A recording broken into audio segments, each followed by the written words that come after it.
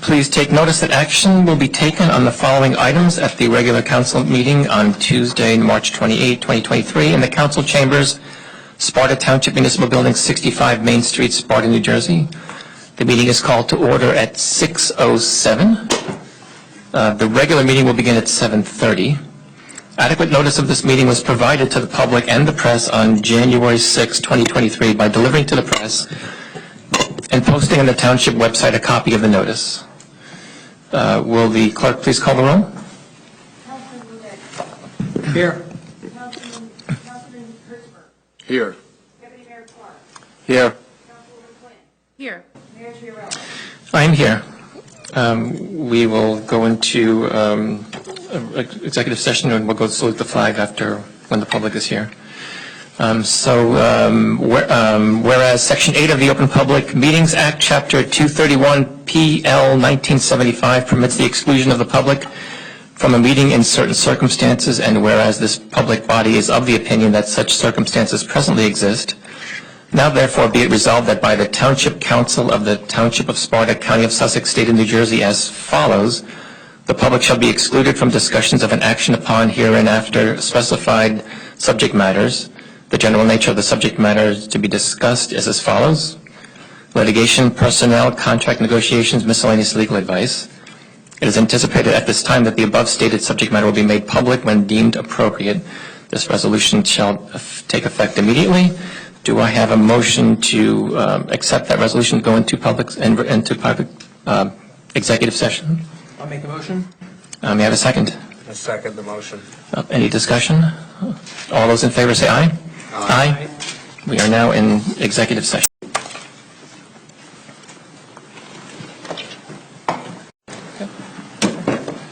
Aye.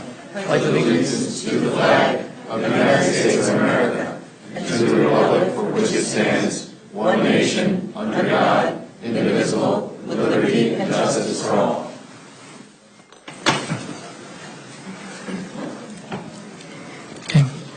This is going to be one of those fun evenings where people from this township for over 175 years have been coming to a room just like this to make laws and debate issues and, more importantly, to celebrate things that we care about. And today's one of those days. There's a number of people we would like to recognize, a number of things we'd like to recognize, and we want to start off with our first our current high school wrestling champion, and for that I'd like to ask Councilman Hertzberg to lead us with that. Yes. Can we have Paige and her family come up here, please? So while they make their way up, I'd just like to let everybody know a little bit about Paige Weiss. First Sparta Wrestling State Champion in over 40 years.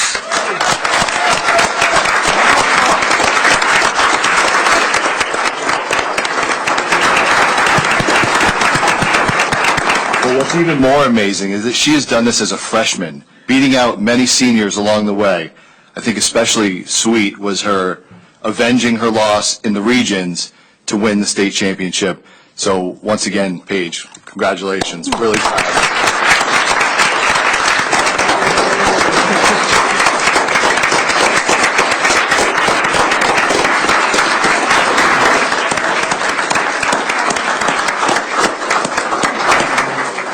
I'm going to read the proclamation, then I'll bring it down for you guys. Paige Weiss, Sparta High School Wrestling State Champion. Whereas, Paige Weiss is currently a freshman at Sparta High School and a valued athlete on their wrestling team who became the school's first state wrestling champ in over 40 years. And whereas, Paige is an athlete known by her coaches for her tremendous work ethic, being highly coachable, motivated, and whereas, the dedication, hard work, long hours of practice, mutual support, and commitment of the team and coaches exemplify the pride and heart Paige has for the sport of wrestling. And whereas Paige's season accomplishments are holding a record of 19-3 in the girls division, which I'm sure a lot of boys are happy you're in the girls division. 31-10 overall, second in the Bloomfield tournament, first place in the HWS tournament, first place in the NJAC tournament, third place in the BCWCA tournament, second in the NJSIAA tournament, and the NJSIAA state champion. And whereas the recognition and celebration of Paige Weiss as the first female for Sparta High School to become the school's first state wrestling champion in over 40 years, and now, therefore, be it resolved that the Township Council of the Township of Sparta hereby extends their congratulations and best wishes to Paige Weiss on her amazing and well-deserved victories, and urges all residents to join in extending congratulations to Paige for her outstanding achievement.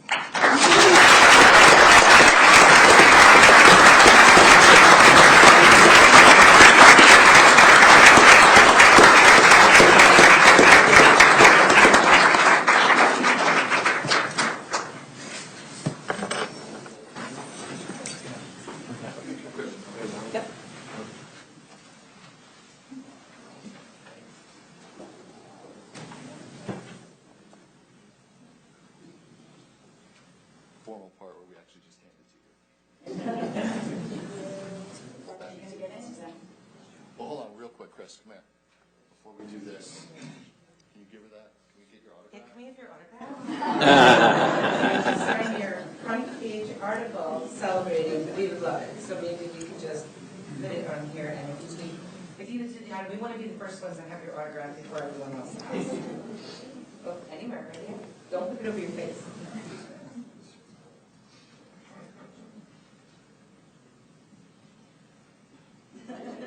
Excellent. We have the first one, I said, right? So you're going to be the center, so. So, in addition, Jane, just really quickly, sure. In addition to the proclamation, I think it's unbelievably fitting that you accomplished this amazing task during Women's History Month. Because as a very young woman, you have made history in this town. You were the first wrestler we mentioned for 40 years, but you were the first female wrestler to ever get it. And that's history. So in recognition of everything that you did and the inspiration that you serve for everyone around you, girls, boys, and the like, and members of our community, we'd like to present you with this challenge token to represent you making history during the Women's History Month.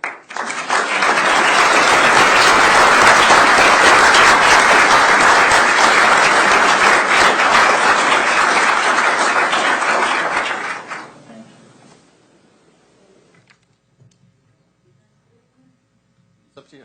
Let's get one more shot.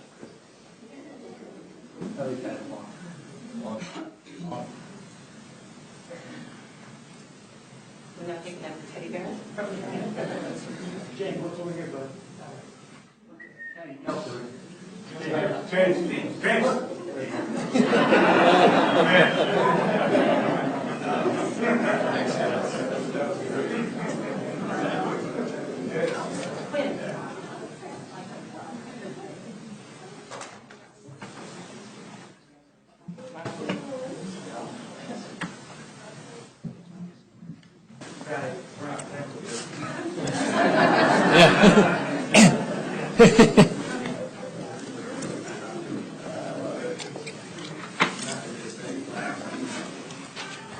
So, I have the honor this evening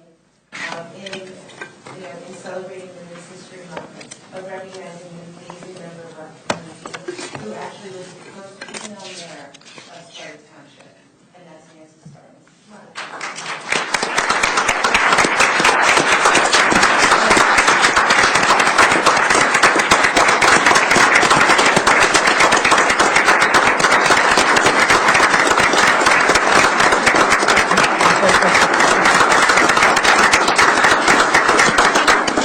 Oh, you all from below, what's the place?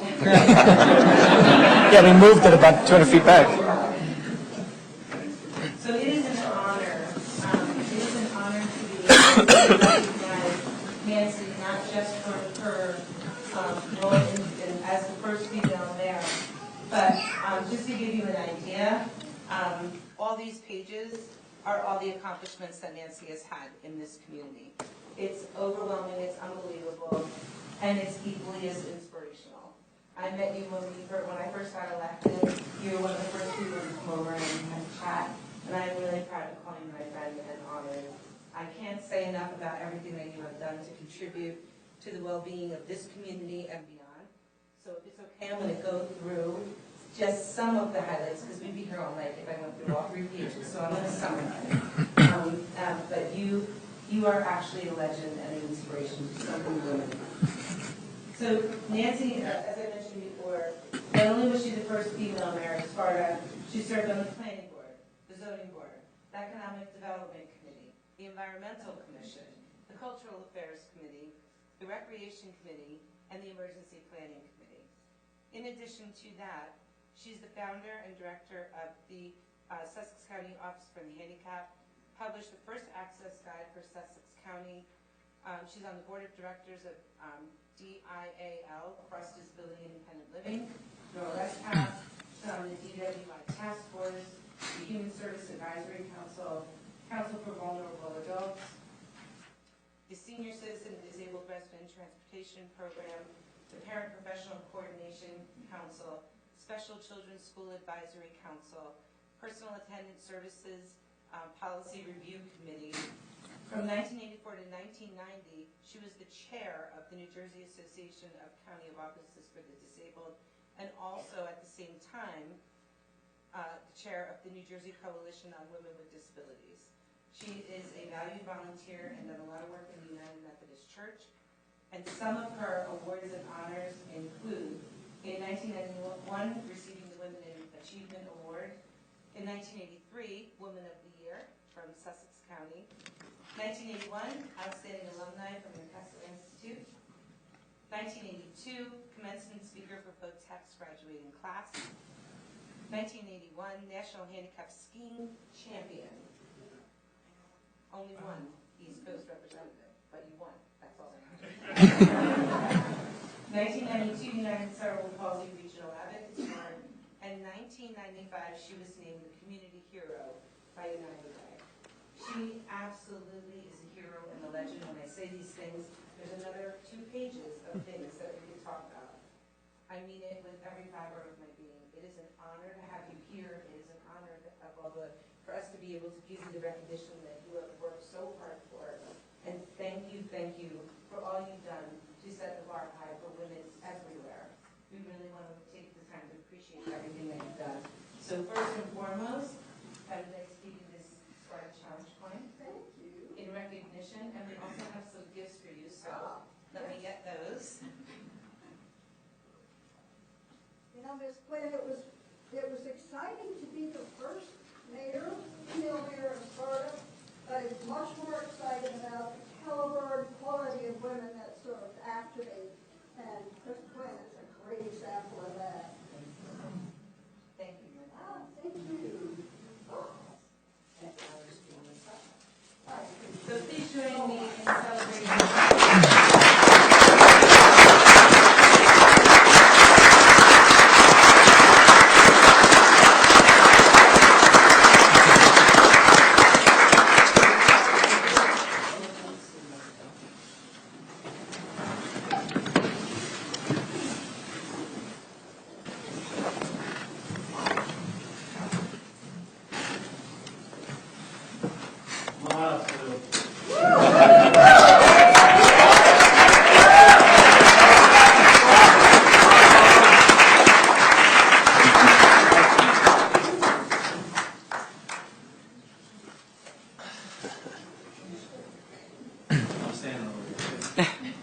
We got to talk about Sue, so I had to write a lot of things down here. Definitely honored to speak about Sue Parks tonight. A lot of people out here could say a lot of great words about her. And to give you a little history, so it might be a while here with Sue. So Sue moved to Sparta in February 1977 when she was in 8th grade. So she graduated from Sparta High School in 1981 and was hired by Sparta Police Department in 1990. Went to the Morris County Police Academy. Sue was the first female police officer in Sparta Township and the first female officer.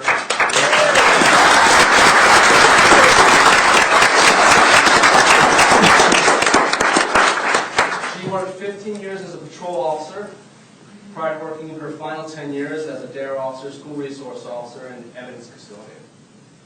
In 1992, Officer Parks received the Sparta Township Honorable Service Award for rescuing a child who was being attacked by a rabid fox. She responded to a scene where the fox was attacking a child with his mouth on the child's hand, biting him. Officer Parks acted quickly and struck the fox with her PR-24 baton, freeing the child's hand, and with further quick thinking and action, she shot and killed the fox to prevent another attack. Officer Parks is publishing a book on rabies due to her immediate response. I looked for that book, and I'm looking for an autograph, so anybody has it soon.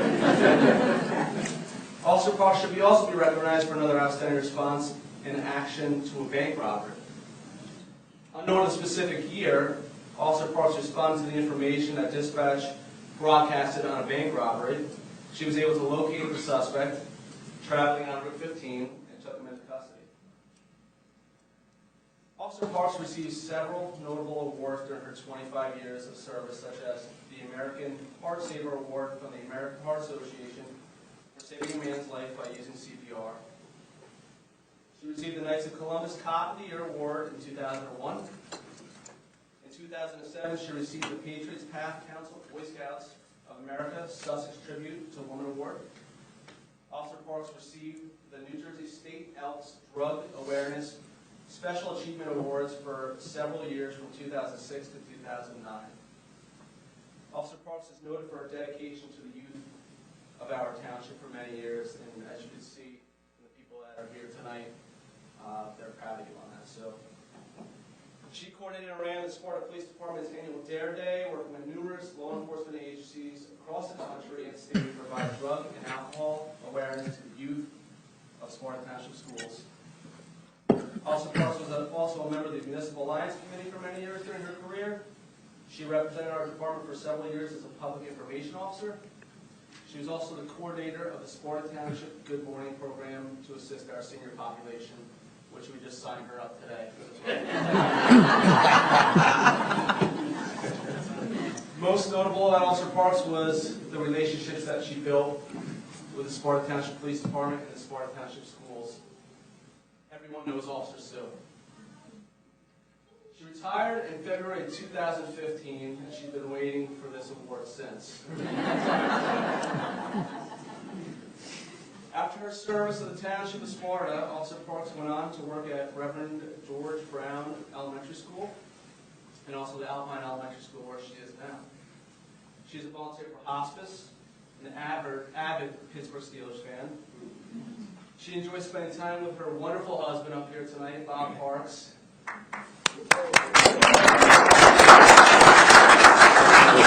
have to mention her two favorite things in the world, her cats, Tigger and Tufts.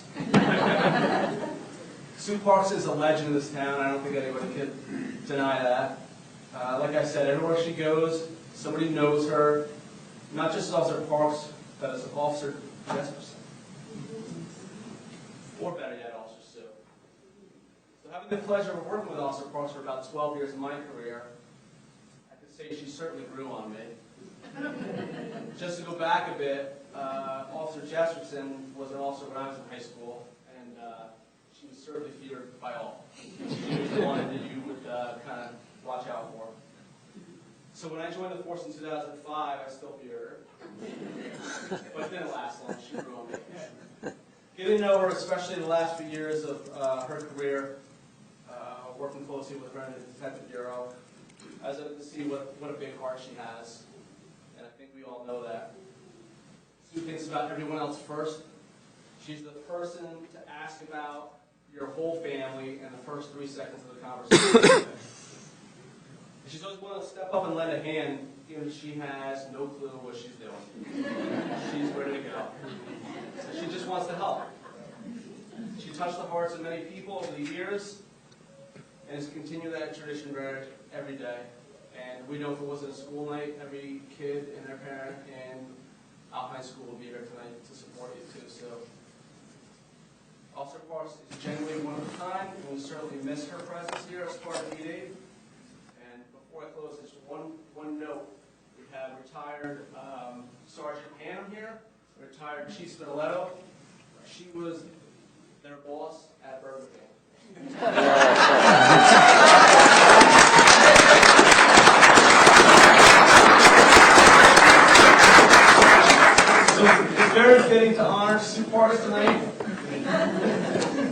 all that she has given to this town. We thank you for your years of service and your continued dedication to keeping our children safe. Sue, thank you. Congratulations.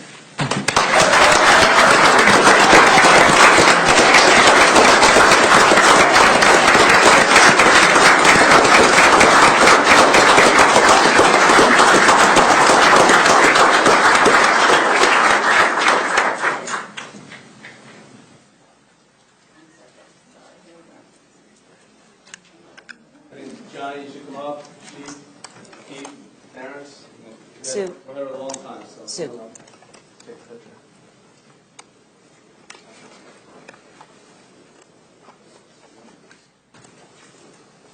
Give her this. Want me to take it?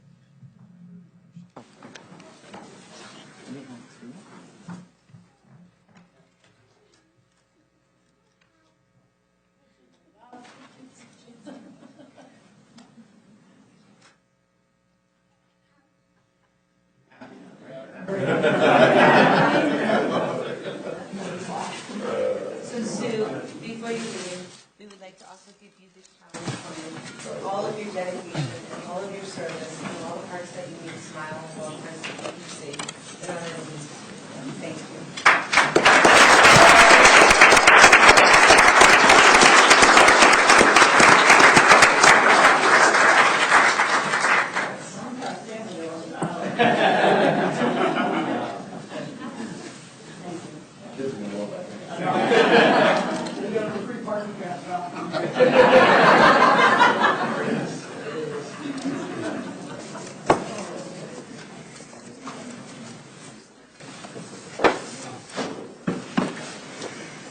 Okay.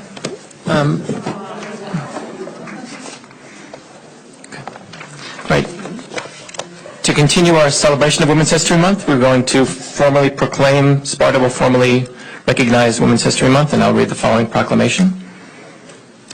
Whereas American women of every race, class, and ethnic background have made, my glass focal length isn't working well, and ethnic background have made historic contributions to the growth and strength of our nation in countless recorded and unrecorded ways.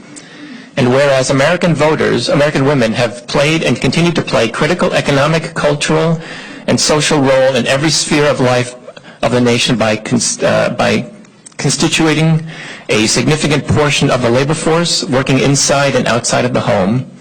And whereas American women have played a unique role throughout the history of the nation by providing the majority of the volunteer labor force of the nation, and whereas American women were particularly important in the establishment of early charitable, philanthropic, and cultural institutions in our nation, and whereas American women have served our country courageously in the military, and whereas American women have been leaders not only in securing their own rights of suffrage and equal opportunity, but also in the emancipation movement, the industrial labor movement, the civil rights movement, and other movements, to list too many to list, especially the peace movement, which create a more fair and just society for all.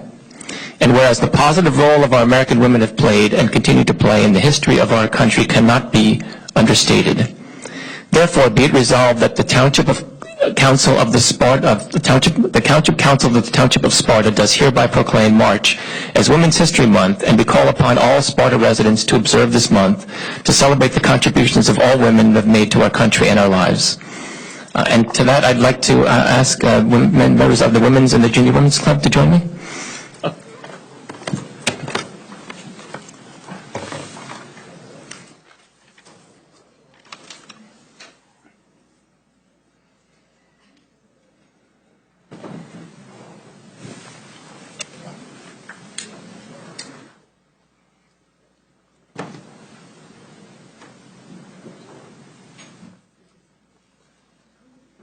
Excellent. Thank you all for coming. So who was I interacting with? Who was the junior?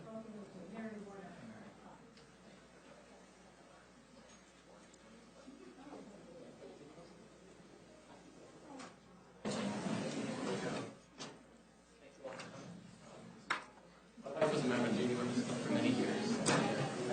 Very tall, long last name. Anyway, thank you all for being here.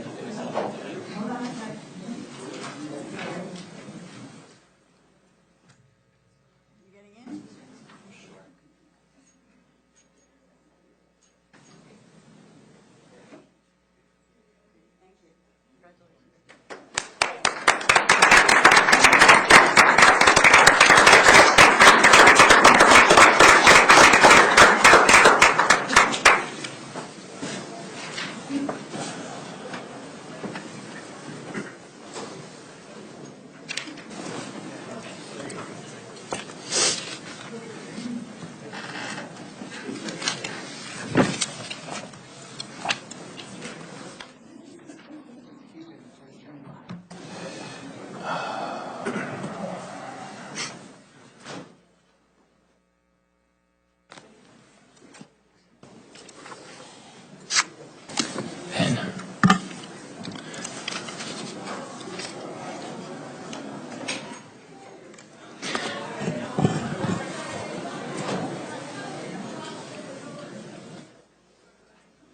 Okay, so now we're going to proceed with the less fun part of the meeting, but nonetheless important. We have a number of minutes to approve, so may I have a motion to approve the executive meeting minutes held on October 25th, 2020, to be approved as presented? So moved. May I have a second? I have to second. I'll second. Okay. I will. Any discussion? Okay. I will offer two things. One is that, for obvious reasons, Councilman Blumetti and Deputy Mayor Clark cannot be a part of the vote on this. And secondly, I'm going to. I have an objection to one part of the minutes that I feel was improperly worded, and that was my comment on it. And I'll proceed. Can I have a roll call vote, please, on the minutes?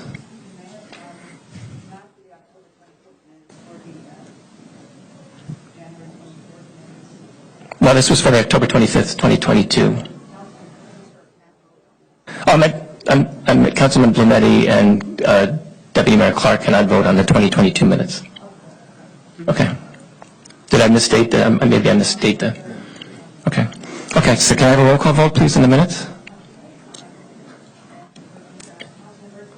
Yes. Yes. I'll vote no. Okay. And so the minutes are passed as approved. May I have a motion to approve the January 24, 2023 regular meeting minutes as presented? I move we approve the regular meeting minutes held on January 24th, 2023, as presented. Thank you. May I have a second? I'll second. Is there any discussion on those minutes? Okay. All those in favor say aye. Aye. Aye. Abstain. Any opposed or abstained? So Councilman Hertzberg abstains? Actually, I have to. January 24, yes, you need to Sorry, abstain as well. too. Did you second the minutes? Yeah. I did. Okay, so Can we back out of that? I Sorry. think, so let me reintroduce the minutes. Or I'll read another second. So it was introduced by Deputy Mayor Clark. May I have a second, please?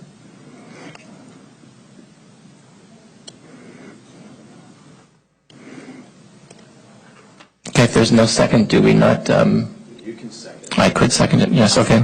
Okay. Okay, seconded. Any discussion? Okay, all those in favor say aye. Aye. Aye. Any opposed or abstained? Abstain. So you have two abstentions? Okay, the minutes have passed as presented. May I have a motion to approve the February 14, 2023 regular meeting minutes as presented? I move we approve as presented the February 14th, 2023 minutes. Thank you. May I have a second? I'll second that. Any discussion? Okay, all those in favor say aye. Aye. Aye. Any opposed or abstained? We have one abstention. Okay, the minutes are approved. Will the acting township manager please deliver the manager's report? Okay, thank you, Mayor. First off, from the police department, police department would like to thank the township council members as well as the community and staff for their attendance at the recent promotional ceremony of the following four officers: Chief Jeffrey McCarrick, Lieutenant Adam Carberry, Sergeant Richard Smith, and Sergeant Brian Haslock. They would also like to thank the Sparta School Superintendent, Matt Beck, and the Sparta Board of Education for the use of the auditorium to celebrate the evening. April is the National Distracted Driving Awareness Month. As in past years, the police department applied for the New Jersey Divisional Highway Traffic Safety Grant and was awarded $7,000. The awarded grant money will be used for supplemental patrols and will focus on distracted driving violations which is the #1 cause of motor vehicle crashes in New Jersey. Traffic safety reminders. With spring, likely mild temperatures, our patrols have noticed the increase of pedestrians walking and bicycles taking advantage of warm weather conditions. We ask our motorists to be mindful when driving. Additionally, please report any erratic driving behavior by calling 911 immediately. Cram the cruiser. The department is teaming up with other police departments around the county in an effort to stock the shelves of the Sussex County Food Pantry. Departments will be at their local grocery stores seeking donations for non-perishable items. Sparta Police Department will be at the Stop and Shop on April 1st and April 2nd, 12 p.m. to 4. Please stop out and support those in need. Public Works. The department received a new wood chipper, which has been needed for ash tree infestation along township roads and right-of-ways. This new machine was ordered last year, but only recently delivered due to supply chain issues, and is larger and safer than the existing machine we own. Public Works staff have been working on the installation of new lamp posts for Station Park parking lot in front of Freedom Field, which should help illuminate the area. Please be aware of road crews sweeping the township roads, and we ask motorists to use caution while traveling around the sweeper trucks. Parks and Recreation. Recreation Summer Day Camp registration started March 1st, and there are still openings for certain age groups and weeks. The spring-summer brochure will be released in early April, with registration programs opening up to residents on April 12th. The spring track and field program began on March 21st, with up to 65 youth participating in the program, as well as the clinics. The recreation director would like to thank the volunteers, parents, as their responses have been amazing. Lacrosse, basketball, and softball teams will have been able to take advantage of the turf field in the town for an early start to their season as well. Working on Sparta High School using their turf field until the township grass fields are open, typically around or about April 15th, weather depending. The Recreation Department continues to accept employment applications for lifeguards and counselors. Please visit www.sparta.nj.org under Parks and Recreation for further information on all the above. Construction Department. The department is continuously developing new programs to accommodate recent laws passed through the New Jersey DCA, including lead safety, e-permits, etc. Working closely with the engineering and zoning departments in regards, the technical assistant of the construction official has played a large role in handling these issues for the department as well as the township. As you're aware, the county bridge on Main Street over the Wallkill River is being replaced. Phase 1 of the construction project predicts the road closure until April 30th. As the county updates this information, we'll be sure to update the website as well as the other advertising platforms. Lastly, I would like to thank all the female employees who work in Sparta Township for all the work they do in serving the residents every day. We thank all the women out there who have changed history. This concludes my report. Thank you. May I have a motion to accept the manager's report as read? I'll make a motion that we accept the manager's report as read. Thank you. Second the motion. Excellent. All those in favor say aye. Aye. Any opposed or abstain? All right, the manager's report is deemed accepted. At this time, I would like to open up to the public for any items not on the agenda. Okay, seeing no one, I'll bring it back to the dais. Will the Deputy Mayor please read the expenditures for March 14, 2023? Yeah, make a motion to approve it, I'm sorry. It's a motion to approve the bill list totals by fund dated March 14th, 2023, and the amount of, grand total amount of $2,406,827.65. Thank you. May I have a second?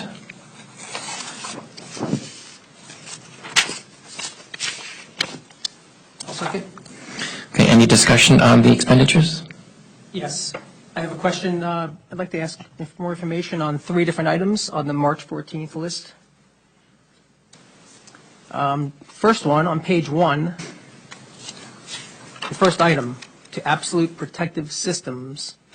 It's a charge for going back to January of 2022 for a service call for $719.42.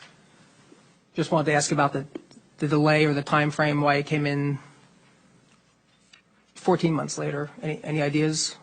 Sometimes, like, the vendors will be late sending in their invoices and stuff like that. I mean, if it was an open encumbrance on it and they never signed the purchase order, we can't process it until the purchase order is signed, so.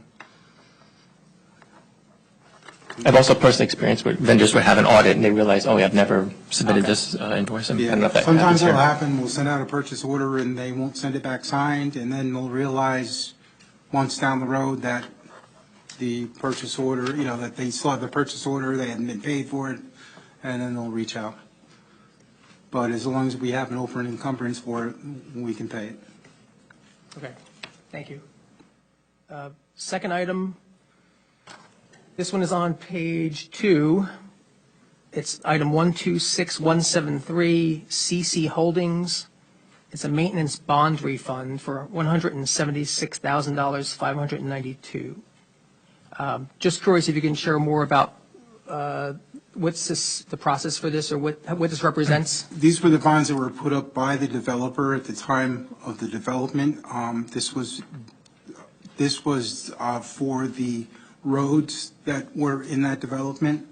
Once the roads were deemed up to our standards by the engineer, that we could take them over, we refunded our bonds. So the bonds were basically, we held on to the bonds for that period.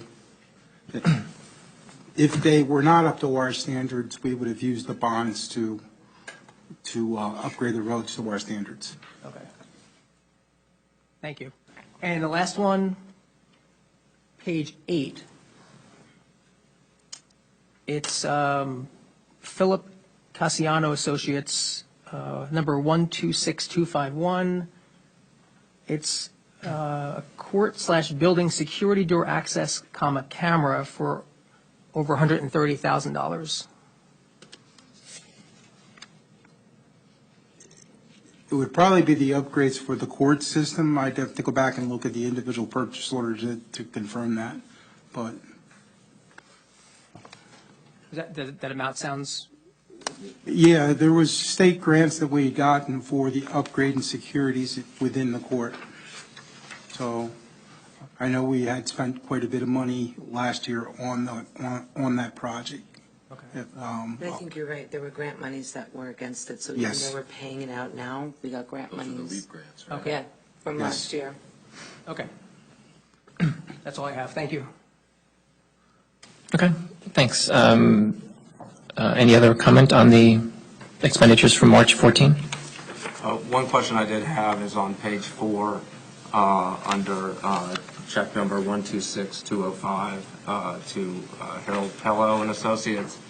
I see there's an escrow, a rather large one, at about $11,436.43. Do we have any idea of the development that's behind that developer's escrow? And if we don't, how do we find out? I'd have to pull the purchase order and look at it. I mean, unfortunately, I don't have the purchase order here right now, but I can answer your question on that. Okay. That was my only question for the March 14th bill list. Okay. Any other questions of the March 14 expenditures? Okay. All those in favor of approving the expenditures, say aye. Aye. Any opposed or abstain? Okay, the expenditures are considered approved. Will the Deputy Mayor please make a motion to approve the expenditures dated March 28? I make a motion that we approve the bill list dated March 28th of 2023, and in the amount, the grand total amount is $9,348,811.01. Excellent. May I have a second, please? I'll second it. Any discussion?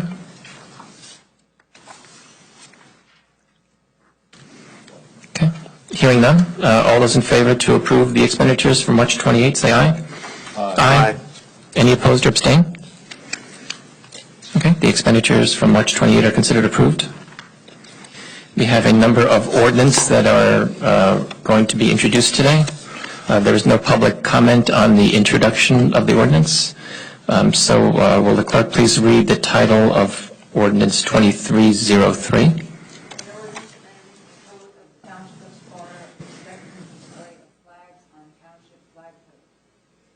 May I have a motion to introduce Ordinance 23-03? I make a motion to introduce ordinance number 2303, an ordinance amending the code of the Township of Sparta respecting the display of flags on township flagpoles. Excellent. May I have a second? I'll second it. Okay. Any discussion? Yes, I have some questions and minor Okay. And before we get into that, I'd like the attorney, our counsel, to frame the scope of the discussion we're allowed when we introduce an ordinance. I think there's a limited. Well, generally, with the introduction, the document is thereafter published to the public so we can get feedback. And then, if necessary, there can be an amendment to the introduced ordinance. Depending upon the substance of the amendment, it can either be voted upon at our next meeting, or it may be republished if there's a substantial modification on the ordinance. Excellent. Thank you. All right. Councilman Bundy, proceed. Okay, so I have 5 items. The first one, most of them are minor. First one is page 2, section 2, letter B. It mentions, when it's discussing the following flags are considered commemorative flags, it mentions flags of sister cities. I believe we should clarify what constitutes a sister city. Is anyone? Yeah, generally a sister city is a city that has been formally acknowledged by Sparta Township to be just that, a sister city. So there's generally a formal resolution establishing that relationship. Do we have any existing, do you know? Not that I'm aware of. Not that I recall. I don't recall any either. Okay. Second point is down below that in section 3, letter B. It mentions the word city government. I would just like to see that changed to Sparta Township government.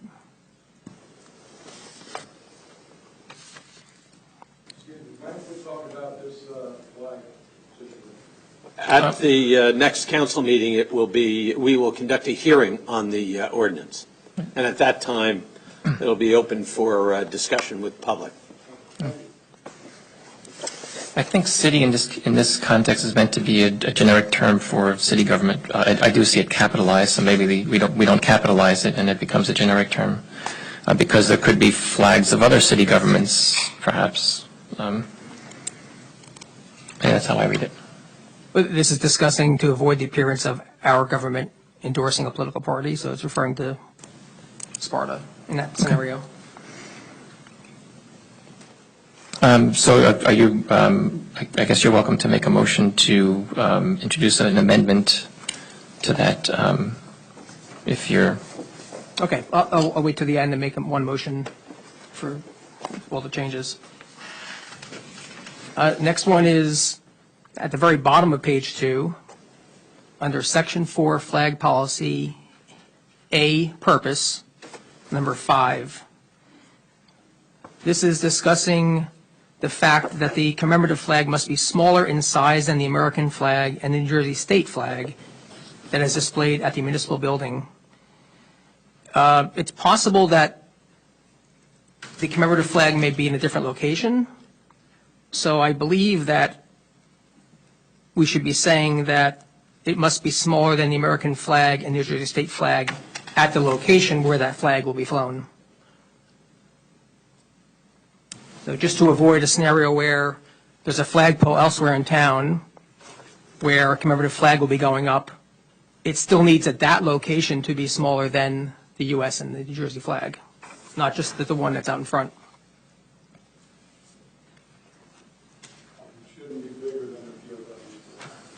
No. I don't see any, I thought I remember seeing that, the specific location here, but, so you can make a motion to amend that instead of displayed at the municipal building, your question or your suggestion is to display it at any township-owned property? At the location where the flag will be flown.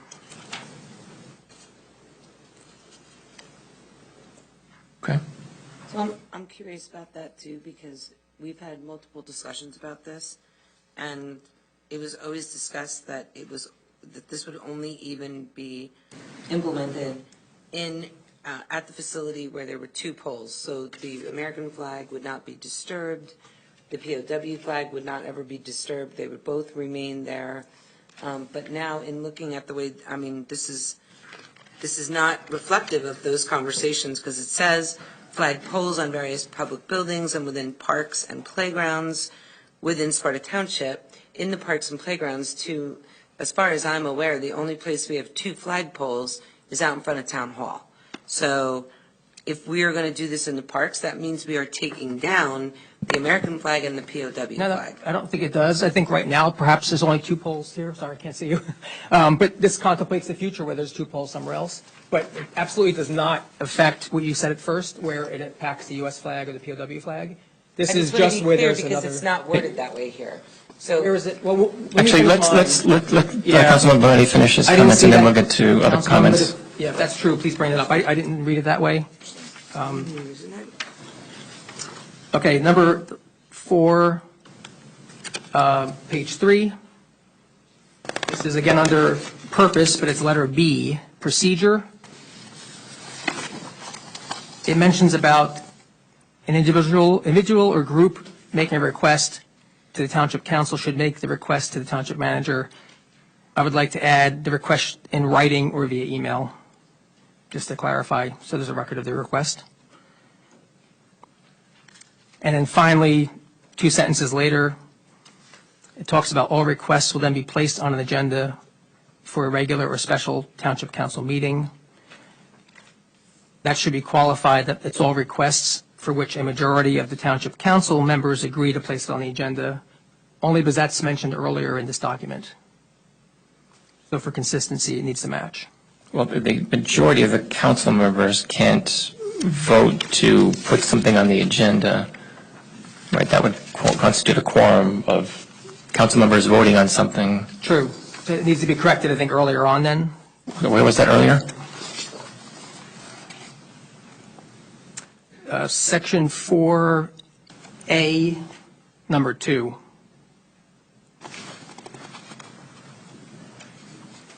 Says the council should only consider a request to display a flag if a majority of the council members agree to place the issue on the agenda.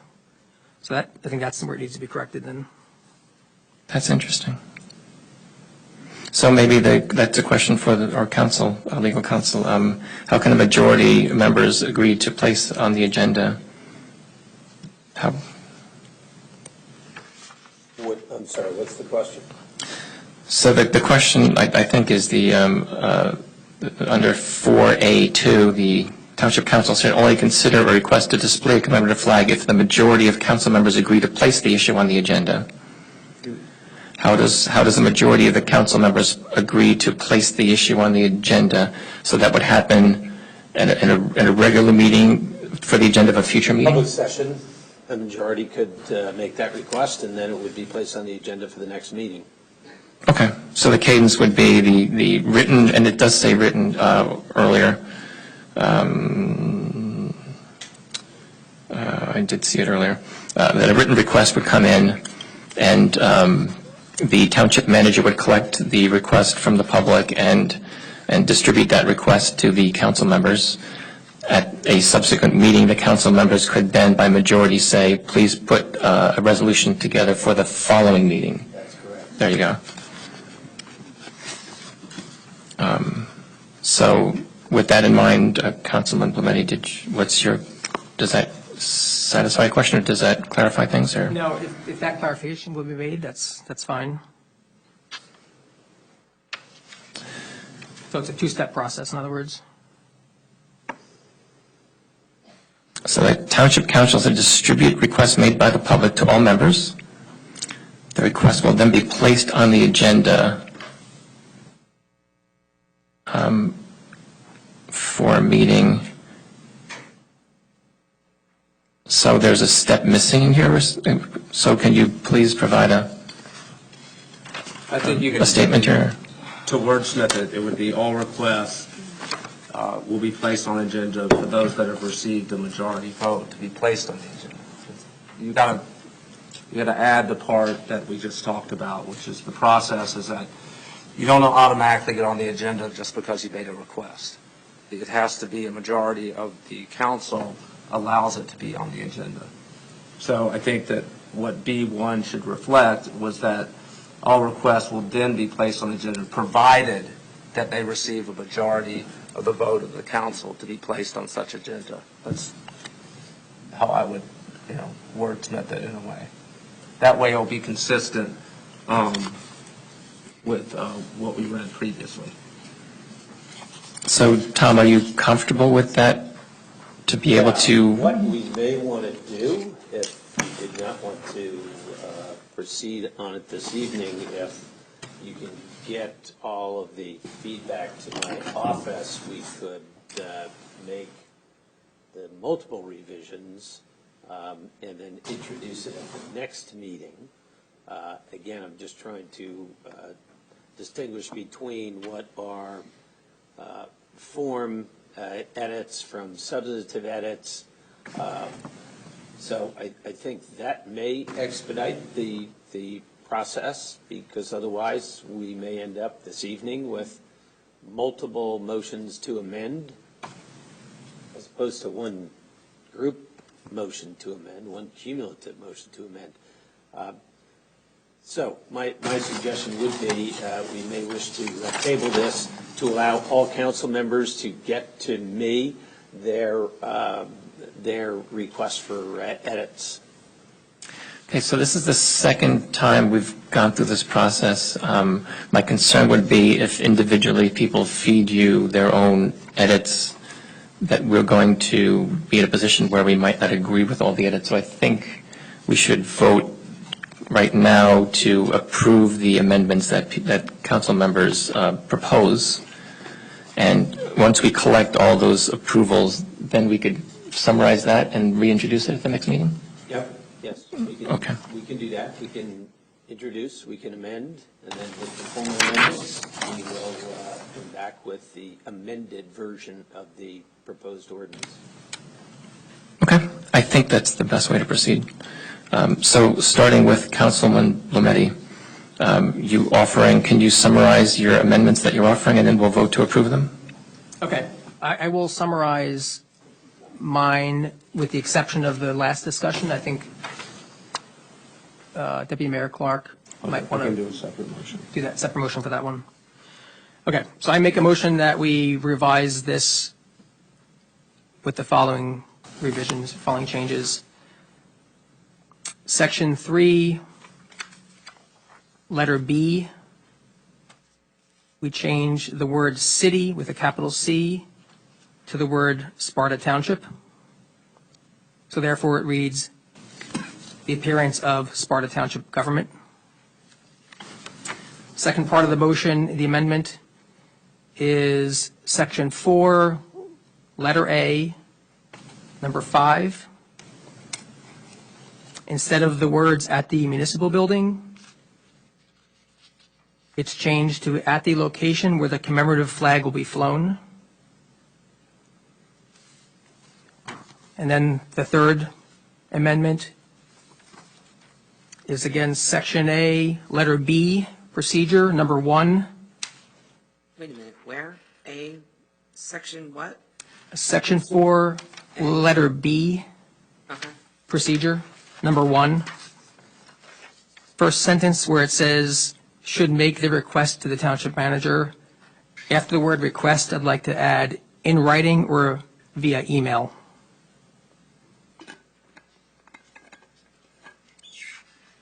So those are my amendments I'd like to put forward. Okay. Do I have a second on those? So, Well, wait, are we all going to get the Yes, opportunity to put our changes in here? yes, we will. I would like to start one at a time, so have Councilwoman Bometti is making a comment, a debate, and then in that debate had offered an amendment. We'll vote on the amendment, and then we'll move to the next person, to you, Councilwoman Quinn. So What do we do? Everybody, we're voting on every single person's changes, yes, to have it rewritten, to come back to vote on it again. That's what we're doing? that's what our legal counsel suggested, yes. Okay. If you have substantive changes, doesn't it? That's what he's saying. It's going to get reintroduced next time. Well, Oh, so We're it's just not voting- going to be introduced tonight? We're just voting on the changes. So we're that just we brainstorming don't on have to do this changes? again. okay. So let me ask the legal counsel, would it be better to have I don't want this to go round and round and round, so I think let's clear out the amendment, the suggested changes, and then proceed to the next person's debate on the issue. So, Councilwoman, you're making a motion to amend the resolution with those 3 changes that you had suggested. May I have a second on that? I second the motion by Mr. Brunetti to make the changes as stated. Okay, any debate on those changes? And I have one comment on that, under the second change, Section 4A5. I would like to limit this to the municipal building. I think if this were to be propagated at other places, I think that would be harder to manage.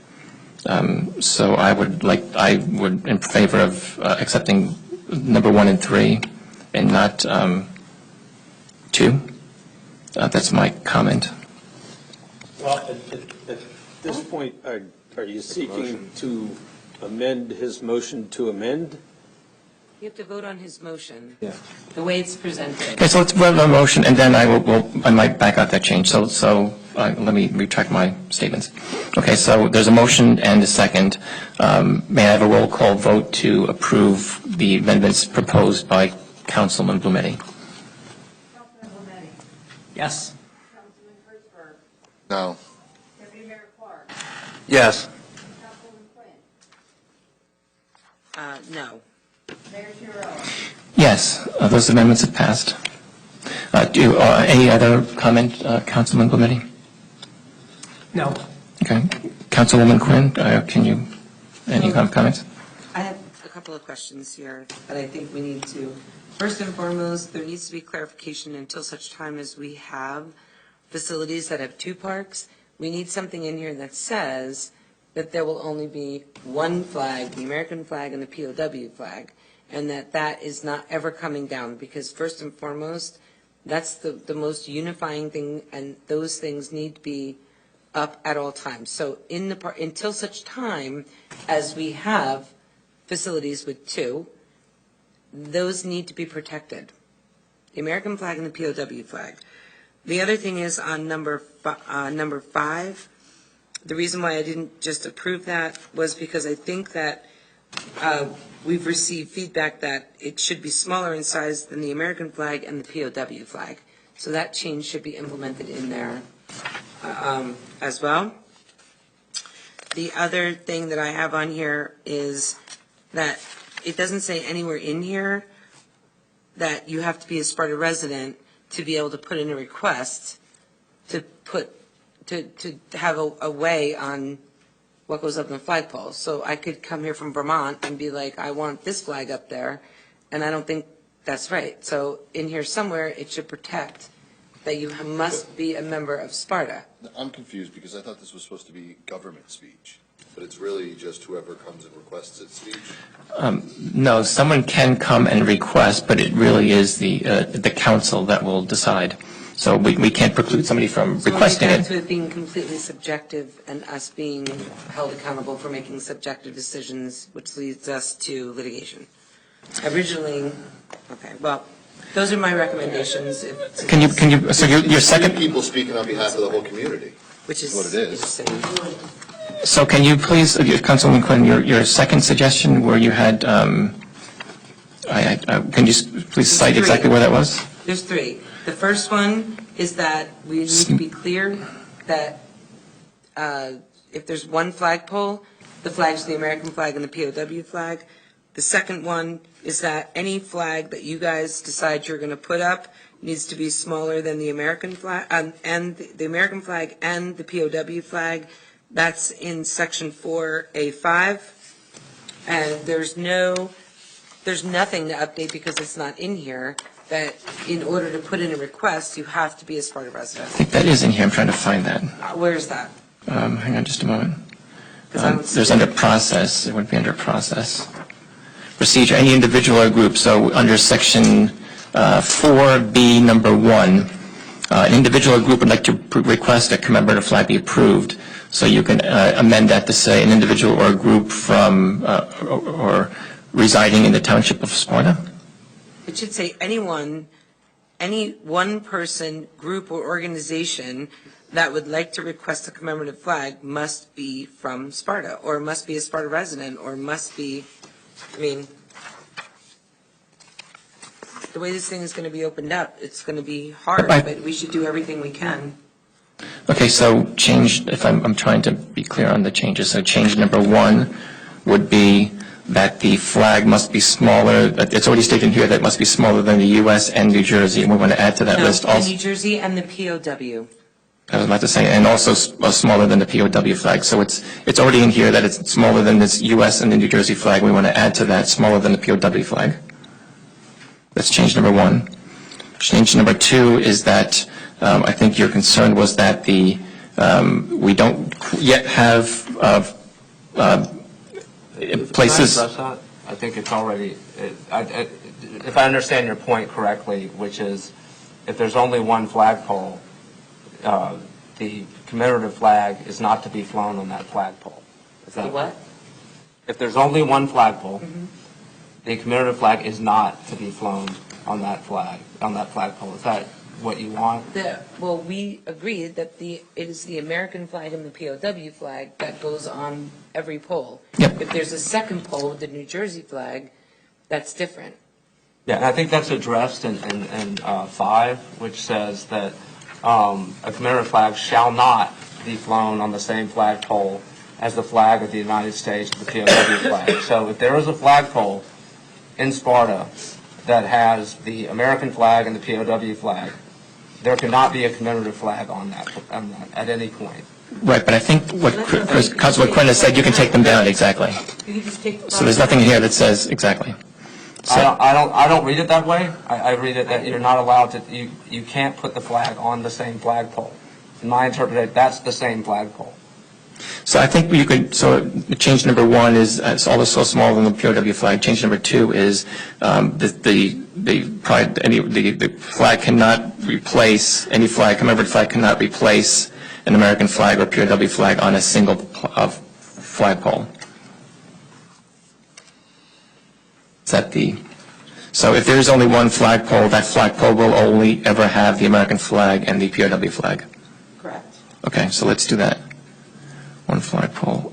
Yes, and any commemorative flag would not be on that flag, which is already stated in 5. Okay, so change number 1 is also smaller than POW flag. Change number 2 is that that if there were a single flagpole set up, that flagpole will only ever have the U.S. and POW. Change number 3 is under 4B1, the individual making the request must be a Sparta resident. Is that, did I get that? Okay, so that is the motion on the table. May I have a second? I'll second it. Okay, any discussion on that motion to amend? Okay, now, may I have a roll call vote, please, on that amendment? Councilman Blumetti. Yes. Councilman Hertzberg. Yes. Deputy Mayor Clark. Yes. Councilman Quinn. Yes. Mayor Chiarella. Yes, the motion to amend has passed. Councilman Quinn, any other comments? Me? Councilwoman Quinn, I'm sorry. No, Okay, thank you. Councilman Hertzberg? Nope. Thank you. Deputy Mayor Clark? No comment. Okay, and I have no comment. So now we are going to move to vote on the introduction with the amendments as we have approved them. Should I restate the amendments again, or are we clear on those amendments? I thought we were reintroducing Yeah, this I did with all the too. changes. That's not what we agreed to. I'm sorry, so I think we're going to vote on the introduction as amended. as amended. But we're going to have to republish. Yes. I think that's too many changes to, I mean, I'd like the corrected document in front of me before I'm voting on it. Right, so that's what we're going to do. So we're going to vote to introduce it with the amendments, and then it will go back to another introduction at the next meeting. Then we'll reintroduce it at the next meeting as amended. Okay, so should we vote to reintroduce it then? I'm What's the sorry. right procedure then? Should we vote to reintroduce it? We Well- should do the right thing and do what we did last time. That's what Tom is saying, but why are we introducing it just to reintroduce it? Makes no sense. So we've approved the amendments. What's the next step? Is there no next step, and we'll just read? We want the Voted on the amendments, so it's been amended. We should introduce it, and we are going to reintroduce it as published at the next meeting. We're going to have to vote on it again. Okay, So it's going to have to be reintroduced, not, the hearing won't be at the next meeting. correct. The hearing will not be at the next meeting. So why are we going through any of this right now? Because we want the introduction to reflect the changes that we've made tonight. If we don't do that tonight, we have no protection that the amendments that we've made tonight will be reflected in the introduction. This is just a procedural process by which we can assure ourselves that the amendments that we've made tonight will be reflected in the introduction in 2 weeks. That's my understanding. And to confirm that everyone is in agreement on, at least a majority is in agreement on the amendments, as opposed to as I had originally suggested, I could have made these changes and brought it back, but now we have had a vote as to what changes have the support of a majority of council.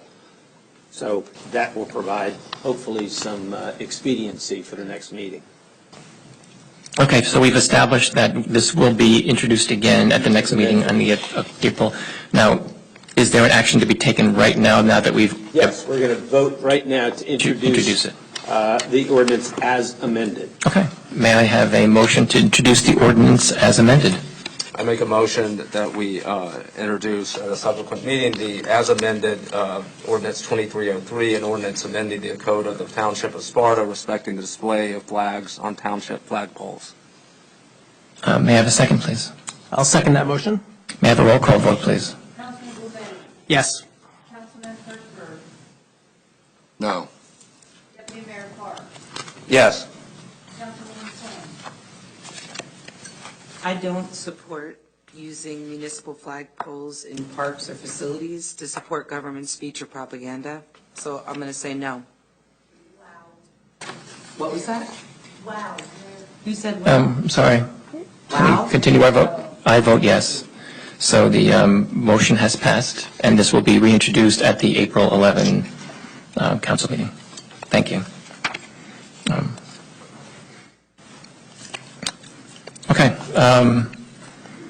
Ordinance, may I ask the clerk to read the title of Ordinance 2305? In ordinance amending Township of Sparta Code Section 19-14, F and 20-11 regarding water and sewer. Thank you. May I have a motion to introduce the ordinance as read? I'll make a motion to introduce ordinance 2305 as read. Thank you. May I have a second? I second. May I have a roll call vote, please, to introduce the Can I ordinance? ask a clarification? Oh, I'm sorry. I apologize. That's okay. So I just have a question or two about the changes and why we're updating them at this time. I see that the EDU fee is going up or down, I'm not sure. It's to $7,436 as proposed. So I wanted to find out if that was an increase or decrease as the first question. These rates were set by our auditor, I believe, late fall last year or early fall. He gave us the water and sewer rate studies as to suggested changes to increase the revenues on both utilities. Our sewer utility has very few users. We're only at about 500 at user base, give or take. So unfortunately, the cost of sending the sewage up to SCUMA outweighs the amount of money that we're getting in the fees from the users. So this is to offset the cost of certain fees for both of those utilities in order to make them more solid.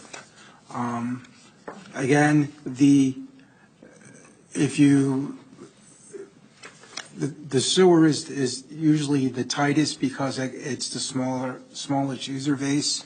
One of the things that should be done with the sewer is we should sometime research possibly doing mandatory hookups to everybody in the sewer service area.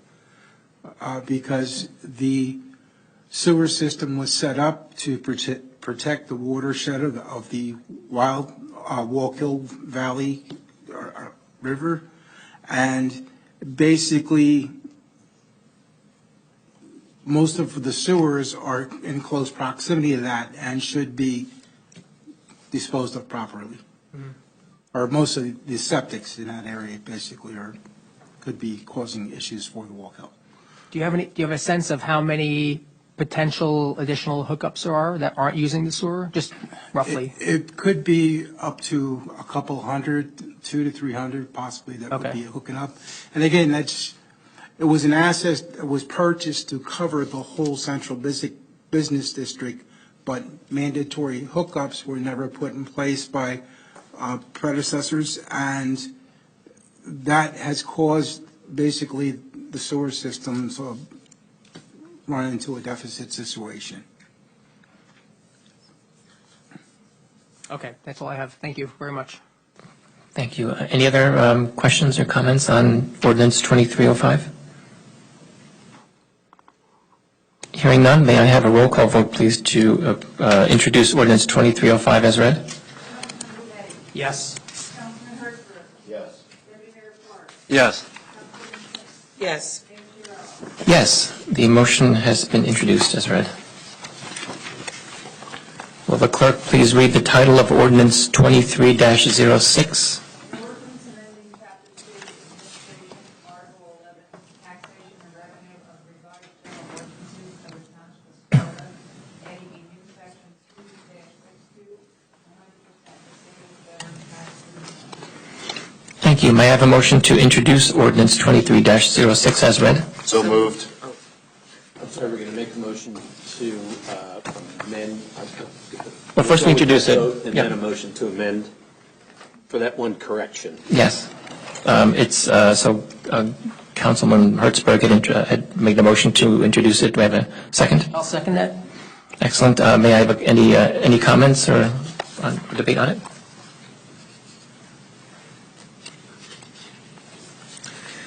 We did have I would like to make a motion to amend the ordinance Votes for the introduction first.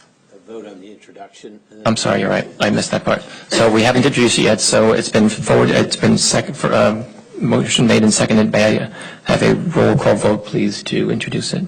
Councilman Blumetti. Yes. Councilman Hertzberg. Yes. Deputy Mayor Clark. Yes. Councilwoman Quinn. Yes. Mayor Sherrill. Yes, the motion has passed, is introduced. I'm just going to ask for a motion to amend the ordinance at the fifth whereas clause to correct an inconsistency between the fifth whereas clause and the body of section 1. Specifically, I'm asking for a motion to amend the fifth whereas clause to state that it shall not extend beyond the taxes paid for the current year and immediate prior year, and not to exceed 24 months from the date that the township tax assessors received the fully completed application. I'd ask for that motion to amend and a second. Is there a motion to amend the resolution as was requested or as was recommended by our Township Council? I'll make the motion to amend it as described. Thank you. May I have a second? I second the motion. Okay. May I have a roll call vote, please, on the amendment to Resolution 2306 as described?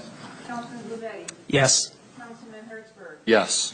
Deputy Mayor Clark. Yes. Councilwoman Quinn. Yes. Mayor Sherrill. Yes, the ordinance 23-06 has been amended and will be up for a hearing at the next meeting. Yes. As amended. A point of clarification, since we had that discussion about the flag ordinance, those are substantive changes.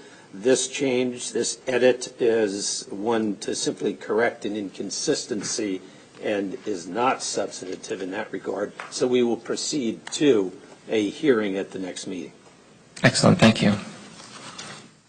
All right, we have ordinance 23-07. Will the clerk please read the title of ordinance 23-07? An ordinance granting a permanent, non-exclusive bridge easement over the portion of block 27004, lot 2 on the official tax map of the Township of Sparta, the County of Sussex. Thank you. May I have a motion to introduce 23-07 as read? Make a motion that we approve ordinance 2307 as read. Thank you. The motion is made to introduce it. May I have a second, please? I'll second it. Thank you. Are there any comments or debate? Yes, I have some comments. Go ahead. This one, and these comments also apply to the next one, which is almost identical. I just wanted to raise some conversation. These are permanent easements being given, this one to the County of Sussex for that area where the bridge work's going to take place, which is right along the Walker River. What I'd like to understand or discuss is it common or can we put into these ordinances some language around highlighting the sensitivity of that property? So this is a permanent easement, so there's going to be long-term access to this entity, the county in this case, to go on that property. The easements are already in place. There's actually several easements that are concerned with that property down there. I believe we have an easement for JCP&L. There is an easement for our sewer line, an easement for our water line, an easement for the county bridge, and an easement for our bridge. So within that span of about 20 to 30 feet in width, this is just granting us the permission to go ahead and let the county replace the bridge, replace Newton's water main, replace our sewer main and water line, and the footbridge will now become part of the actual main bridge structure. Mm-hmm. This is a project that has been going on probably about 7 to 8 years. It's always been stalled in, easements, agreements, and everything else. And finally, once our engineer looked at it, he basically said, look, there's enough easements there to cover everything that needs to be done. Let's just finally get the job done. I mean, like I said, this has been going on about 7 or 8 years, at least. So let me tell you my concern. You can tell me if they need to be reflected in these at all. So, as you might know, that property there, the Wallkill is obviously classified as a C1 stream. So they're going to be doing work and maintenance over years and years, like these other parties, I guess, right along that stream. It's also in a wellhead protection area for our public drinking supply of water. And also on the property, there's threatened and endangered species. So that's the lot, not the, right at the bridge, but at the lot right there.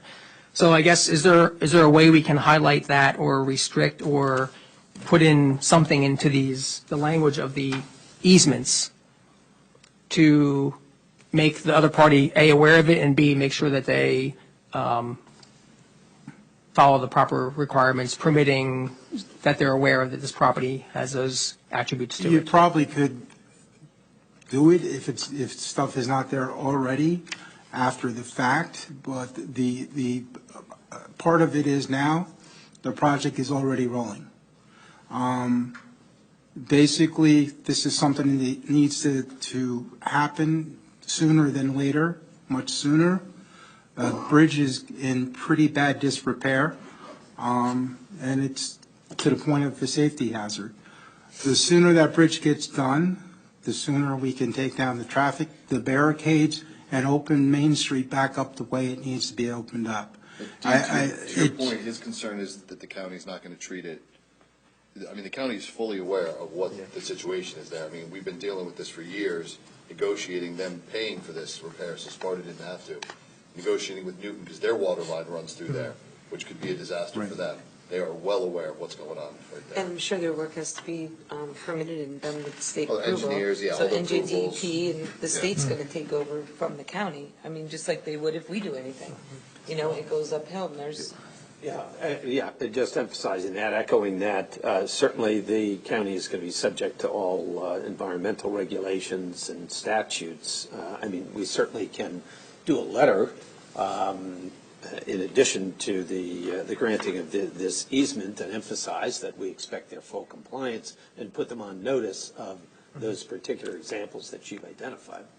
Right. So, Yeah, my understanding is to whom we are giving the easement is required, and it's basically implied within here, to abide by all environmental, state regulations, et cetera. And I think they're aware of that, and that would subject them to all kinds of liability if they were not, meeting the environmental code or building code, et cetera. Because otherwise we'd be in a situation where every time we have an easement, we're going to have to delineate every single provision that we think they should abide by, when that's basically implied in the easement itself. I mean, my understanding legally is that you grant them the easement, but you're not, excluding them from complying with whatever law that they have They to. don't have the authority to do that. Yeah. Right. okay. I believe, like say, this whole thing is actually, I believe, a 4-party agreement. 4? Yeah, It's Sparta, not- Newton. Yeah. Okay. County and state. I mean, this saved us $3-point-something million. It's a very long negotiation. Yeah, just to be clear, I'm not suggesting we don't move fast forward with I the know, bridge. I know. And also, I'm thinking about the long term. This is a permanent easement, so I'm thinking they need maintenance 18 years from now or 2 years from now. Just that scenario more than Some of those this easements work. have actually been in place probably for well over 100 years. Probably as long as that bridge has been there, if not longer, because the Newton water main was put down through there like in the 1890s. So my personal opinion, while I think that's noble, I think that's out of the scope of what the ordinance is trying to accomplish. Well, we have no reason to believe that they haven't abided by that, right? We have no reason to believe that they violated any of the environmental rules and regulations. So are you making a motion to amend, or are you comfortable? No, I'm comfortable. Thank you. Any other comments on ordinance 2307? Okay, may I have a roll call vote, please, to introduce ordinance 2307 as read? Councilman Blumetti. Yes. Councilman Hertzberg. Yes. Deputy Mayor Clark. Yes. Councilman Quinn. Yes. Mayor Sherrill. Yes, the ordinance has been introduced. Will the clerk please read the title of ordinance 23-08? An ordinance making a permanent non-exclusive ordering easement over a portion of block 27004, lot 2, on the official tax map of the township of Sparta. Okay, may I have a motion to introduce ordinance 23-08 as read? I make a motion that we introduce ordinance 2308 as read. Thank you. May I have a second? I'll second it. Thank you. Is there any comment? Okay, hearing none, may I have a roll call vote, please, on the introduction of ordinance 23-08? Councilman Denetti. Yes. Councilman Sturtford. Yes. Deputy Mayor Clark. Yes. Councilman Quinn. Yes. Mayor Kira. Yes, the ordinance is introduced. Will the clerk please read the title of ordinance 23-09? An ordinance amending Chapter 2, Administration, Article 6, Department of Communities, Section 2, classifications of applicants and board and Thank you. May I have a motion to introduce 23-09 as read? So moved. Thank you. May I have a second? Second. Thank you. Any comment or debate? One question. Sure. So just want to understand, what are the benefits to the township of allowing us to hire individuals without them taking the entry-level law enforcement officer exam? I know there's two pathways. I can speak to that a little bit. What happened, in my understanding, and I know we have members of the police force here, my understanding this was originally a Senate bill that was passed a few years ago, and the purpose of it was to encourage more diversity on the police force, to get more applicants, because the civil service exam was acting as a barrier. And so this is a way we can get a larger applicant pool. And so that was the purpose behind the civil service change. And this ordinance is simply reflecting what is now codified in our New Jersey law. So it's not a special exception for Sparta. It's a law that the New Jersey Assembly passed. So did I get that about right, Chief? Yes, that's correct. Okay. Just to put in perspective, this is what I discussed, I think it was the February 14th meeting. We're just updating the statute from the Civil Service Commission as it is today. They amended it, I believe it was back in July of 22 or 21, I forget. But it gives us a bigger pool of candidates. Police officers across the nation are not having a large pool of candidates for new hires. This extends it, so we can look for more diverse individuals hiring. Doesn't mean that some of the individuals that we are looking at and may look at have not taken a test, such as in other towns in New Jersey, they call them chief's test. It's the same standards as a civil service test, it's just not given by the Civil Service Commission. And also, this decision by the Civil Service Commission was collaborated with the Police Training Commission and the Attorney General's office. Recommended by the board. You don't see any downsides? No. No? Okay. Any other questions? Thank you. No, thank you. Thank you, Chief. Okay. Any other questions from the dais? No. All right. Thanks. May I have a motion to introduce ordinance 23-09 as read? We already did. Somebody motioned it. Oh, we did motion. Oh, yeah, we had. Okay. May I have a motion to introduce ordinance? Or actually, I'm sorry, it's getting late. May I have a roll call vote, please? Councilman Denetti. Yes. Councilman Sturtford. Yes. Deputy Mayor Clark. Yes. Councilman Quinn. Yes. Mayor Kira. Yes, the motion has been introduced. If I may, I'm going to ask for the council's approval or opinion on, it is 9 o'clock. We had previously asked the chief to come in and speak about our response or response capabilities for a rail problem that we might encounter. That was originally thinking about bringing that under the new business, but I know that our officers are here and it's getting late. Is there any objection to having that discussion now before we continue with the balance of the agenda? Does anybody have any concerns? Nope. Okay. Not at all. Okay. Chief, I'm sorry to keep you late, and I appreciate you guys being here. We're a 24/7 facility. We might be here 24/7 if we keep something.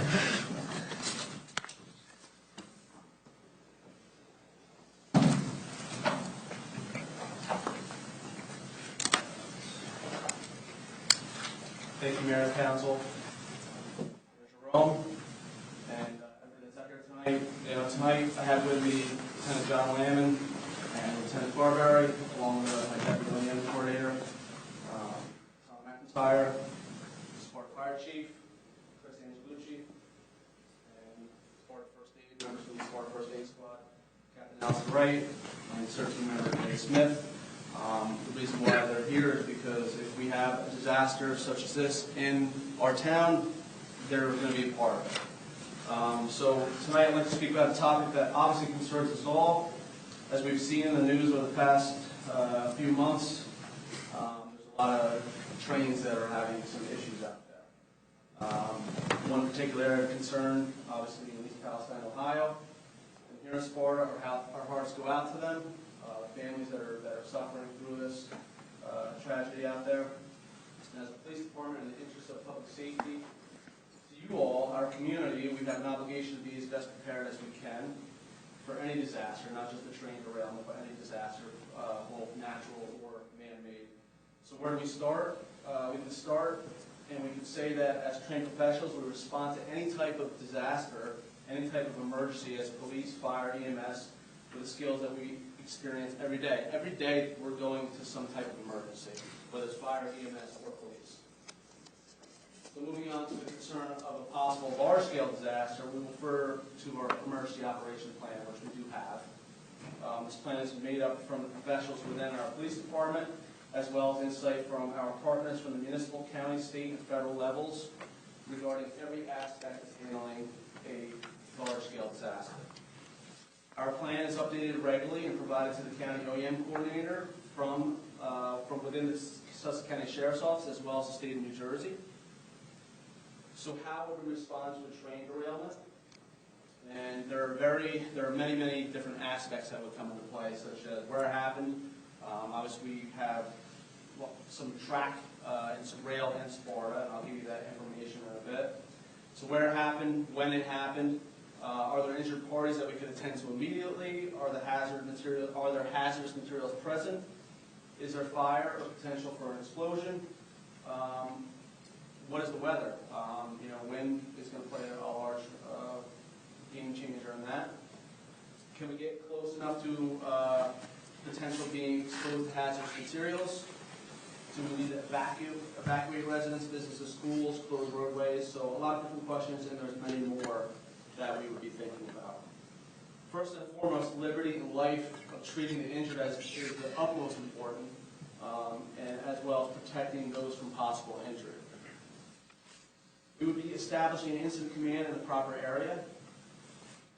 Next, we would have to assess the situation in more detailed sense to see where our resources would be needed and what resources we would need, such as fire, EMS, medics, our CERT team, our county OEM, DEP, obviously the rail company, Red Cross, establish shelter contacts, hospitals, and additional police agencies. This past Friday, May 24th, our department organized a meeting with Fire, EMS, CERT, along with Chief Investigator James Willis from the New York, Susquehanna, and Western Railway Corporation, and Sparta's very own Rob Nicholson from Eastern Logistics. It was a very successful meeting, getting everybody together and speaking about some of these issues. This meeting gave our local first responders a chance to bounce things off of each other and update each other with the information that I'm going over tonight. Also had a chance to ask Chief Willis some of the questions that may be of public interest, and obviously interest to our council. But before I speak about those, I want to point out that I am not speaking on behalf of the railway whatsoever. I'm speaking as your Sparta Police Department Chief and your OEM coordinator for the township.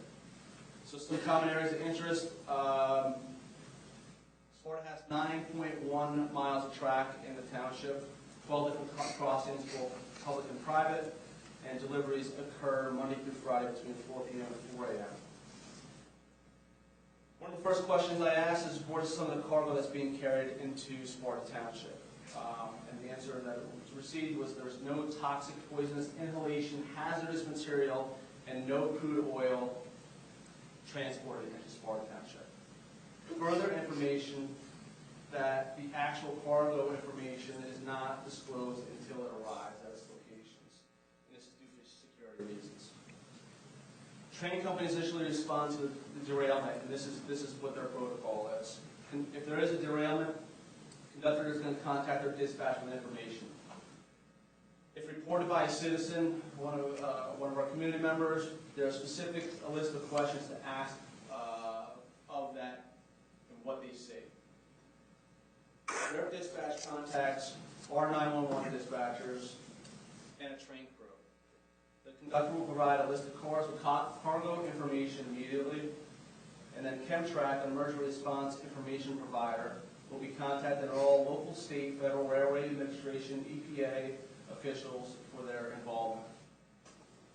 Railroad company will handle any cleanup, hazmat, and non-hazmat. Rail company will provide all equipment for the cleanup and remediation. Who is responsible for the investigation?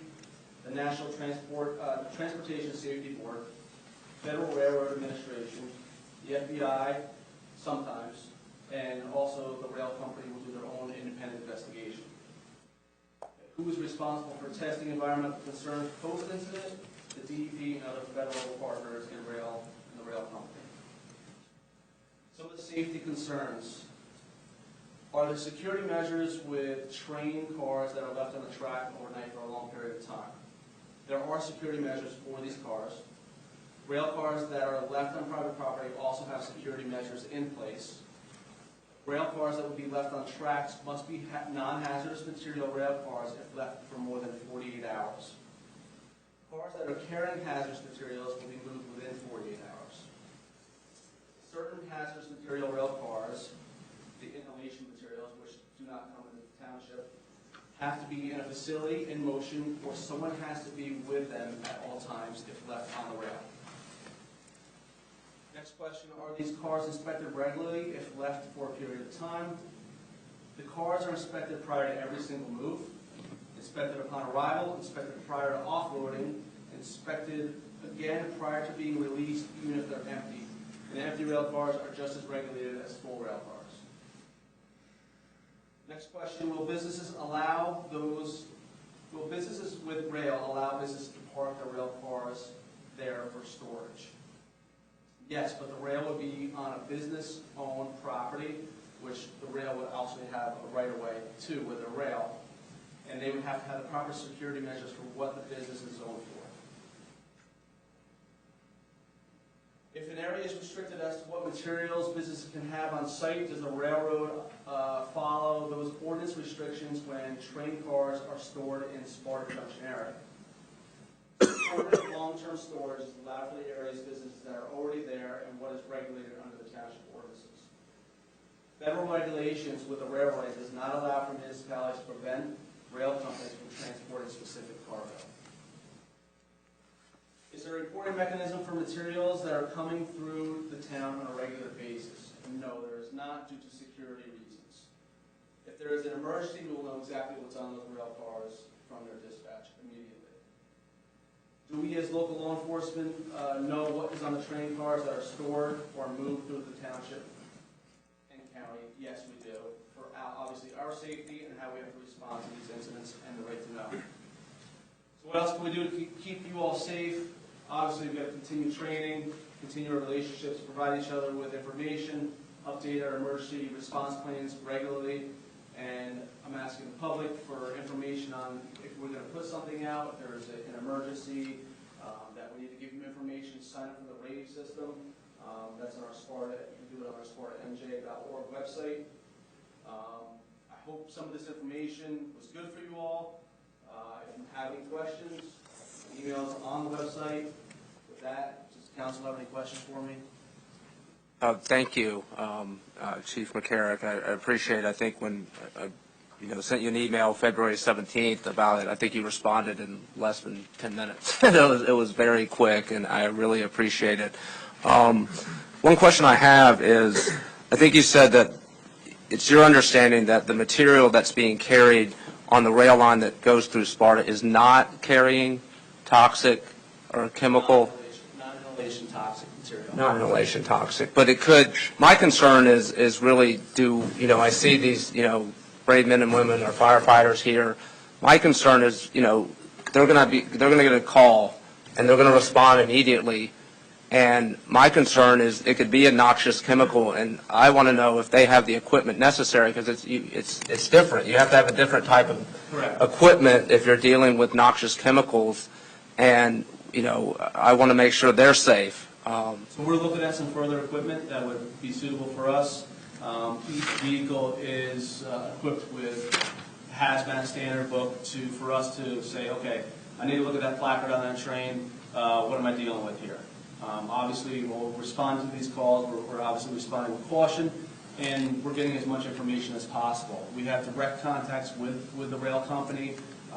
We talk to them a lot, actually, believe it or not. Even if we have a missing person in an area where there's rail, we contact them and let them know. And it's instantaneous. They will let us know exactly where a train is at that exact time or when it's coming through. So do we need more equipment? Yes, we do. We're researching that now. We have 4 officers signed up for a training that's coming up in Bergen County in May, specifically dealing with these emergency preparedness, on rail cars and railway. And also we're bringing it to Sussex County through our Chiefs Association. And we're looking to get, obviously, municipalities from around the county, not just police, but fire and EMS, and members such as the CERT team to come out and say, hey, let's all get together and see what we need to do and what we can find out about these possible disasters. Right, yeah, because I know you had read something in there that the train company will provide some hazmat stuff. I would just caution against relying on the train company to provide it, and I would like us to be proactive, because the last thing I want to do is endanger folks who are trying to save our lives. And so, First responders, mandatory by the state, we do hazmat training annually. Right. All of our first responders. Thank you. Any questions? Yeah. So, go ahead. First, thank you very much, Chief. I really appreciated that. Do you have a sense for our neighbors, so our towns, neighboring towns, if they have the same awareness and state of readiness like this? Because we're not that large of a municipality, and something could happen on our borders or be in motion when something happens. Do you have a sense for them? I have a great sense for them. I'm in constant contact with the other municipalities all the time. Just a few weeks ago, we had an incident in town. We had almost every police department in this town help us out. If something happens in Ogdensburg or even in Jefferson, we're going to go help out if they need it. And that's why we're doing the effort to come together, especially in our county, and involve everybody in this training and awareness. And not only that, our county OEM meets, and we just had a meeting, I believe, it was a couple weeks ago, to get together, start a dialogue about what we need to do on a yearly basis. And they get every municipality's response plan. They read through it, make sure it's good, if there's any changes, and they sign off on it. So they have everything at the county level, and then it also goes to the state level. Okay. Missing anything else? Great, thank you. Thanks, Chief. Thank you. Thank you. I mean, I think from my perspective, we want to make sure that you have all the equipment you need. I know that there's probably going to be an additional amount of funding that's available, probably from the federal level. But I think in addition, we should be looking at Millennium for fire, EMS, police, to see what we can get, additional grants that we can get, and what we might qualify for as a municipality that has rail that runs through it. So I think maybe, I'm looking forward to a list that collectively all of our EMS puts together, and then let's see how we can make that happen. But thanks for organizing it. Any questions? No. Thank you very much. I appreciate your time. Okay.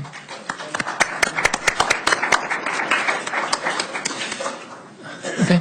I'm going to go back to our regular agenda. At this time, will the clerk please read the title of Ordinance 23-04?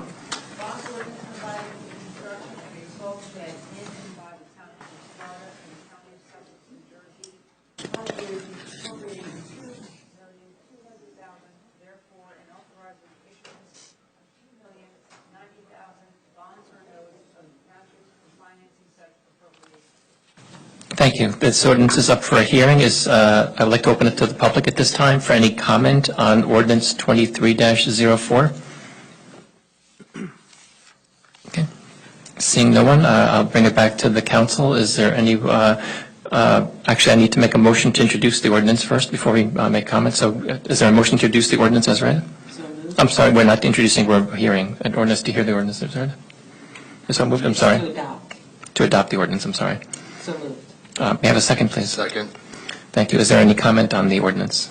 Yes, I have some comments I'd like to share. Sure, go ahead. So first and foremost, public safety is our top priority. I see our obligation to understand the rationale before we make investments like this and before we use our residents' tax dollars. Third, I also agree that the existing salt shed needs to be replaced due to age and condition. So with that as a backdrop, in my opinion, the size and the cost of the salt shed being proposed is unnecessary, and it's not a good use of our township funds.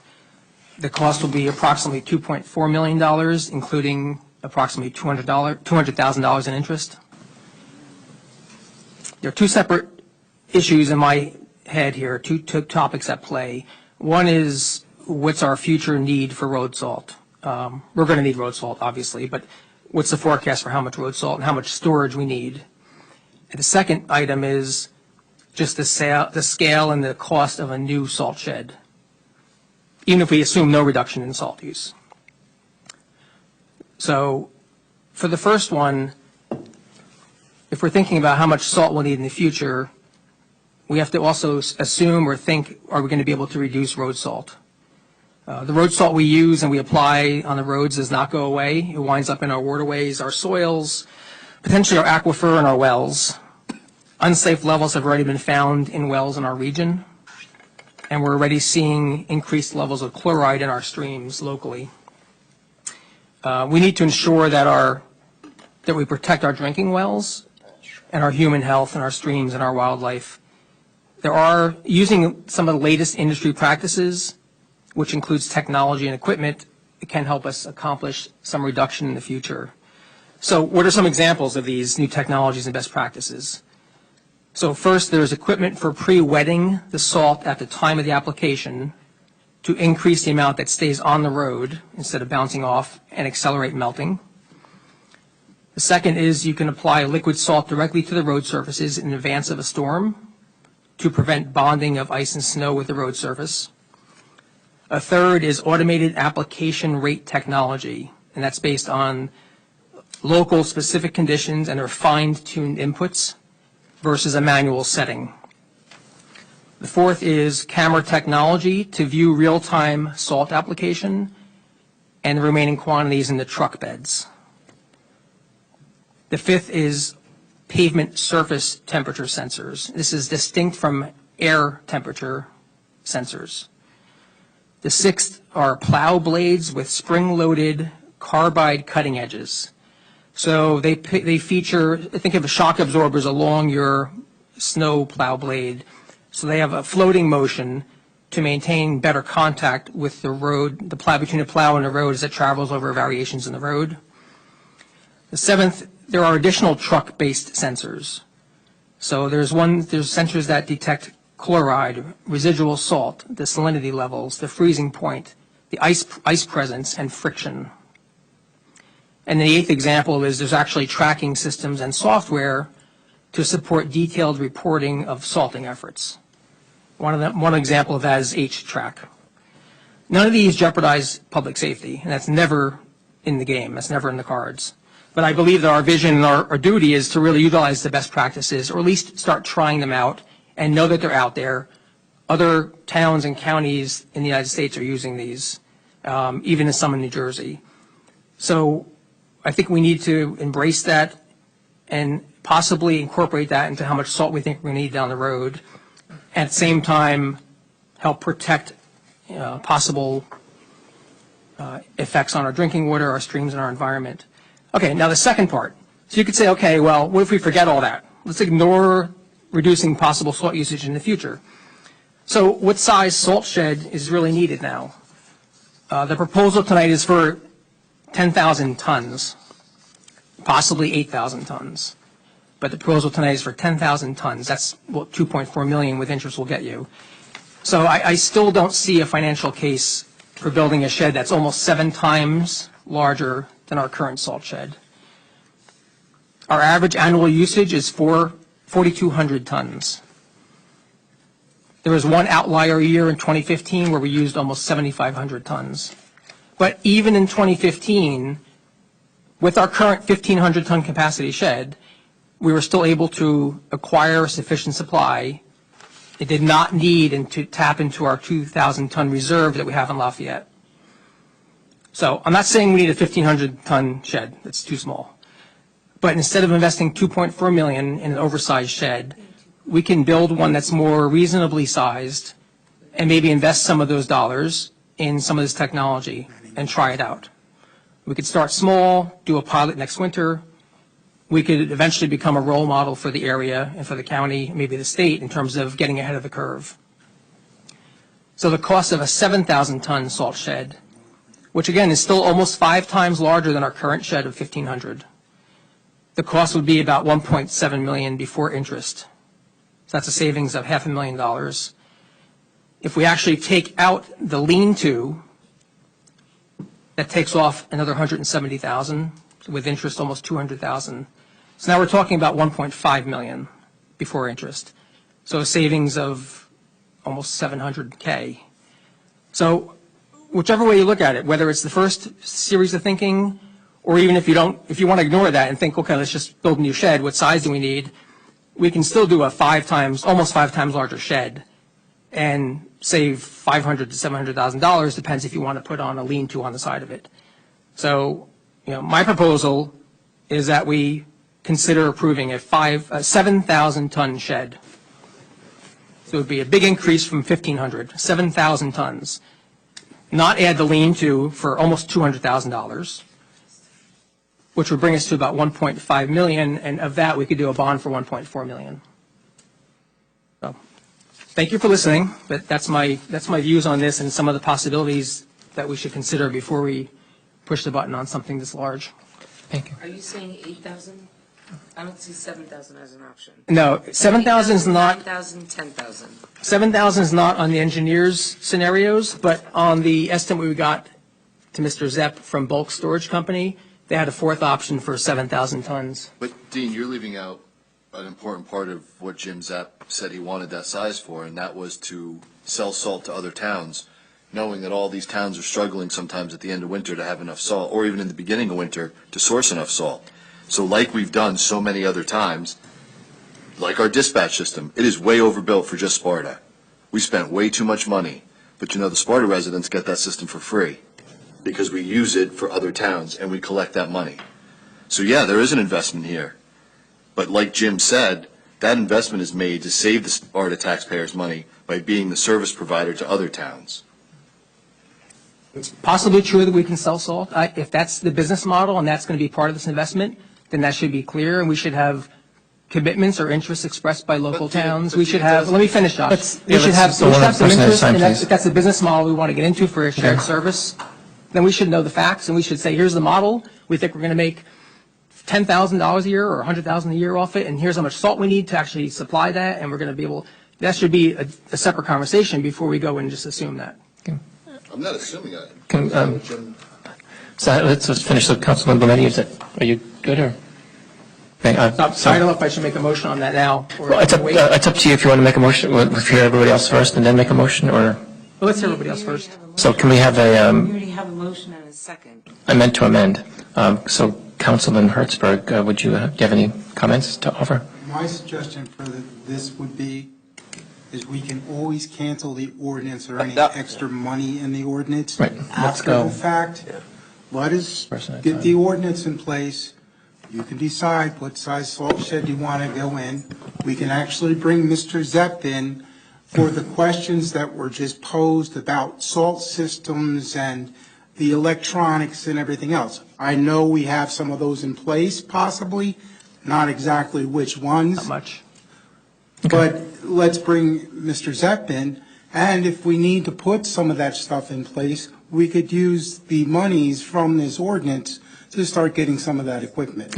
I think if we approve a $2.4 million investment, we're actually also saying we want a 10,000-ton facility, I disagree. right? We're not, we have a blank check for 2.4 million. I've got at least 4 options here that they could give us, taking us down to an 8,000-ton facility. I mean, if we want to go lower than that, we could also get other prices. It's about $200,000 per 10,000, or per 1,000 foot. So it's basically, it ranges from the top end of 2.251 for the largest facility, down to total with engineering cost and everything else of 1.9 million. Now, if we wanted to go to the next size lower, then, my assumption would probably be around 1.8, 1.7. It's about 1.7. I did the math. I added in all the extra costs too, the engineering, the paving, the electrical, all the other. Well, that's why we have Okay. our engineer to Yes. do Yeah. that, so. Well, for tonight, I didn't have the engineer available. He didn't do that fourth option. That's why. But- Okay, hang on, hang on, I'm going to call for a flag. Let's do this. Let's get, rather than have a back and forth like this, let's get everybody's debate on this and comments on this, and then come back and if there's any questions to clarify. So, Councilman Blumetti, are you finished, or do you have any other suggestions to offer or comment to offer? No other suggestions at this time. Okay, thanks. Councilman Hertzberg, please. I'm just going to say I've seen the Sparta Township do this in a lot of different ways with the court system, with the dispatch system, and although I know that there are times where we have to second guess requests from departments, from employees, I just don't think Jim Zepp is one of the people that we need to second guess on this. He's proved himself time and again, so I'm going to take his recommendation. Okay. Thank you. Councilwoman Quinn? Any So, comment? We did have Mr. Zepp here to go over this with us. I know that also there's been additional meetings aside from this to speak with him, and he justified what he was looking at. The lean-to, I don't agree, Dean, sorry, with removing that, because that's a critical component of saving the investment that we're making in the equipment, right? So it's equipment and supplies and everything else. So to take that away, to me, we're biting off our nose to spite our face by not taking care of other things that we've paid for with that lean-to. So my understanding of this whole thing, what I say is, we pick a number, and might I also say, we're bringing in money to help pay this off. There's the solar field out there that brings in about $350,000 a year that could offset this. The sizes that he's asking for, he was upfront and said, will handle future expansion. It allows him to buy more in bulk. And when we keep saying, well, he's buying this much every year and he's buying this much every year, that doesn't take into consideration the stuff he's already storing. So it's not just like he zeroes out at the end of the year and then just buys 4,500, 4,500, 4,500. It's 4,500 on top of what's left over, if there's anything left over from the year before. So I think we need to be mindful of that as well. I don't know how I feel about selling it to other towns, but I do know that we are right now also, it's important to note, storing all the salt for Lake Mohawk Country Club, in addition to what we're storing for Sparta Township. We buy the salt, and they get the benefit of us storing it and also getting our rate of what we pay for it. I think that being able to store more, I don't profess to be an expert in salt storage buildings. I know that this needs to be replaced. I know it's falling apart. I'm going to defer to the man that does know and that's taken the time to come here. I think we put together a dollar amount and we say, figure out what you can do for this dollar amount that gives you a lean-to, it gives you the proper salt shed. He's clearly working with the engineers. I don't think we should get involved with micromanaging salt storage, purchase, or distribution.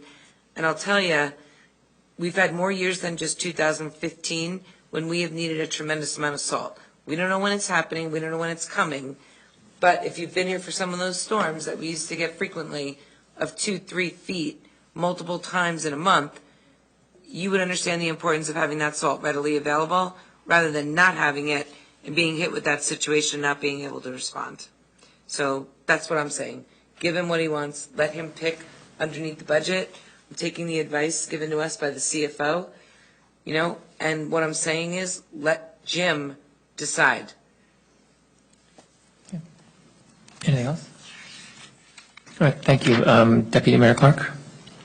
Sure. No, I applaud Councilman Blumetti for raising the issue, and I think we all should be concerned about our salt use and also the degradation to the environment and trying to limit it. That said, my reading of this ordinance is there is nothing in this ordinance that requires a certain size or description of salt shed. Right. Am I right about that? So the decision of how big the salt shed will be made at a later date. And I think, one idea, I guess, if the bond is for a certain amount. If you build it smaller, now you have a delta between what you need and the bond. And we can explore later whether to use that remaining money to do some of the best practices that Councilman Blumetti specified. I mean, one question I would have about those best practices, it assumes that, one, those best practices will, one, do the same and be as effective as salt. Another assumption is that by using those best practices, one will reduce the amount of salt intake.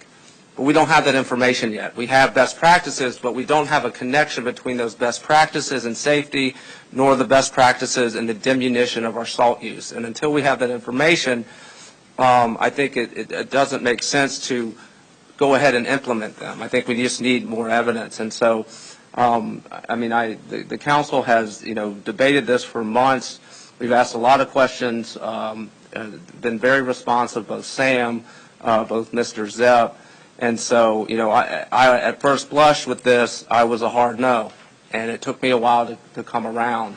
But given, the amount of information that I received, and also understanding this is simply a motion to approve a bond ordinance, not a motion to build a certain specific salt shed of a certain specific size, nor does it preclude us from instituting some of these best practices that Councilman Blumetti specified. So, tonight I would probably be in support of it. Thank you. And for myself, I'll offer the following. We did study this for a long time, and I think we did some good work on, asked a lot of questions, and we got a lot of information from this, and I think we did this the right way. I also believe that this was a hard swallow for me to spend this much money on a salt shed. However, this will be a big asset to our town that would serve us well for 50, 60, 70 years or more. I'm assuming we're going to build it to last that long.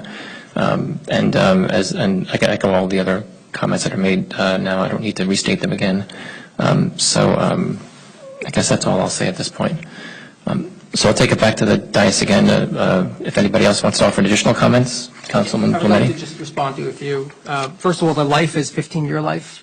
Now, we could probably get 20 years out of it or so, but the life For is the 15. maintenance, yes. I mean, Yeah. that's one thing about our staff over there. They are very good with building maintenance and maintaining the buildings and repairs. The nice thing about it is we do wide variety of different talents as far as carpentry skills and masonry skills that our employees can do for us.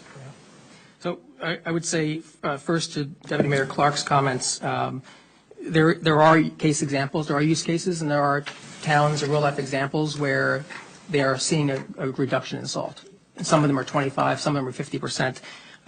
We don't have that at our disposal right here, right now, but there are examples and there are case studies out there where that's happening already.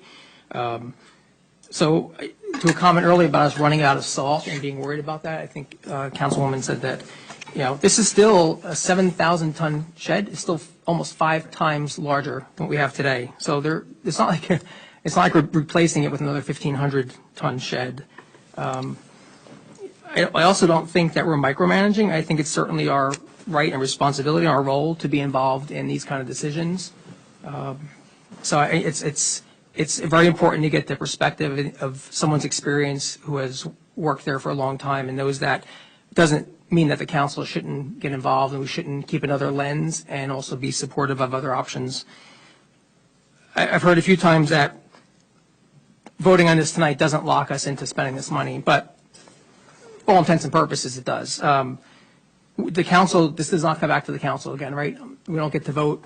There's no motion. There's no other approval process for the actual acceptance of the bid or the size. Is that correct? I think we'll have to approve any contracts that we sign. Contracts, because Yeah. there'd have to be a contract with the vendor of the salt shed company. So, again, that will come back with the pricing, what the actual contract proposal is, at which time the council has input on that.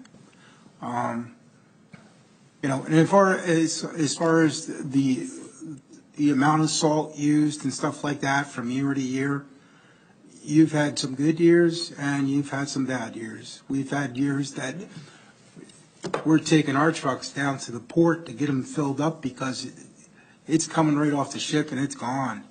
I mean, and there's other years where you don't touch it in the shed and it's all there. So I agree. This is a huge shed. I mean, do we know how many towns or how many counties have sheds this large? the counties have several sheds. I mean, I think they've got probably at least 10 to 15 sheds around the county. Yeah, I was exaggerating, but yeah. I mean, a town of our size, we have 1,500. I still think 7,000 tons is something to be considered and something we should support, and I think it would save us $700,000. I think unless there's a directive to look at a smaller shed size, I think we've heard the proposal from DPW. We've heard others speak about it. We've seen the engineer. I think the direction is going to be go for the most expensive and the biggest one without any other directive from interim town manager or the council. That's my opinion. I don't think that, I have known Jim Zeb for 13 years, and that is not how he operates. I think that if he understands, and he does, because he's been here multiple times, he's one of the most conscientious employees that we have when it comes to spending money. And in my opinion, and I said this when he was here, and I'll say it again, the fact that he is even asking for this kind of commitment from us tells you that thing must be falling down by the side of the road, because he would never ask for something that he did not need, Never ever. sitting here asking for anything. Never. There's no debate. It needs to be replaced. I think we all agree on that. So what I'm saying is, you need to pick a number that you're comfortable with and let him do his job. 1.5 million. Can we have him come in for a discussion? 1.5. What? Anyway, What did he say? all right, can we, I can't hear. so, is there any more debate, or, Councilman Leif, are you making a motion to amend the ordinance? Yes. So I'd like to amend the ordinance to reflect a 7,000-ton salt shed without a lean-to. Why are we taking out? So this is for bonding, so I guess, I think Okay. the ordinance is to bond. Okay. I think he just did the amount. The ordinance has to be voted on as, If we're going to be revising, if the bond ordinance is defeated, we will come back with potentially with a new bond ordinance.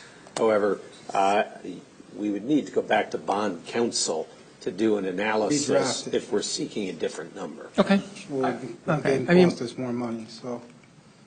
My suggestion is we keep the lean-to when we do it, and we do 1.7 million, and to be 7,000 tons. Okay. Is that a formal motion then, Yes, or? I make a motion. The bond would then, I'm assuming, would be 100,000 less? Hang on a second, we already have a motion and a second. Yep. Oh, this is the motion to No, amend. first, We've We got can't amend a, it, so he can just vote no. 'cause believe he can't we get it. So have we can a vote no on the motion on the floor here with regard to this particular ordinance. Right. You should go ahead and vote on this ordinance. If it's defeated and we don't get a supermajority, then indeed we can come back with a revised bond ordinance for introduction at a future meeting.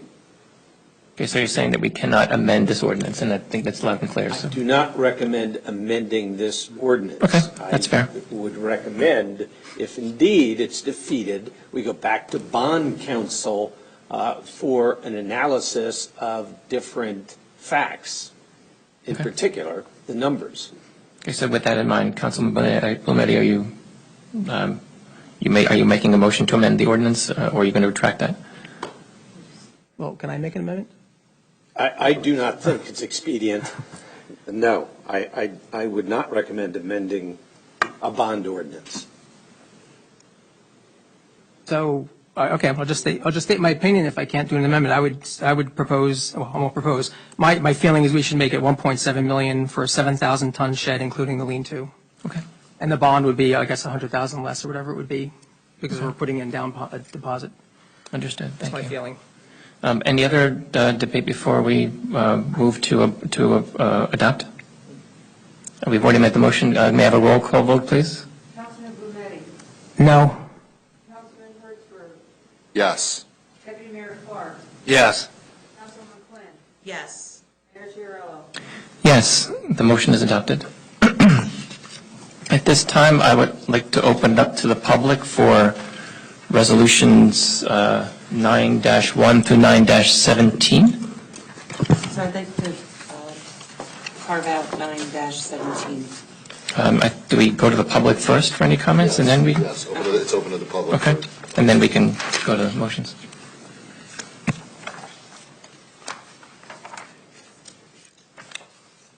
Good evening, Pete Litchfield, 120 Conestoga Trail, Sparta, New Jersey.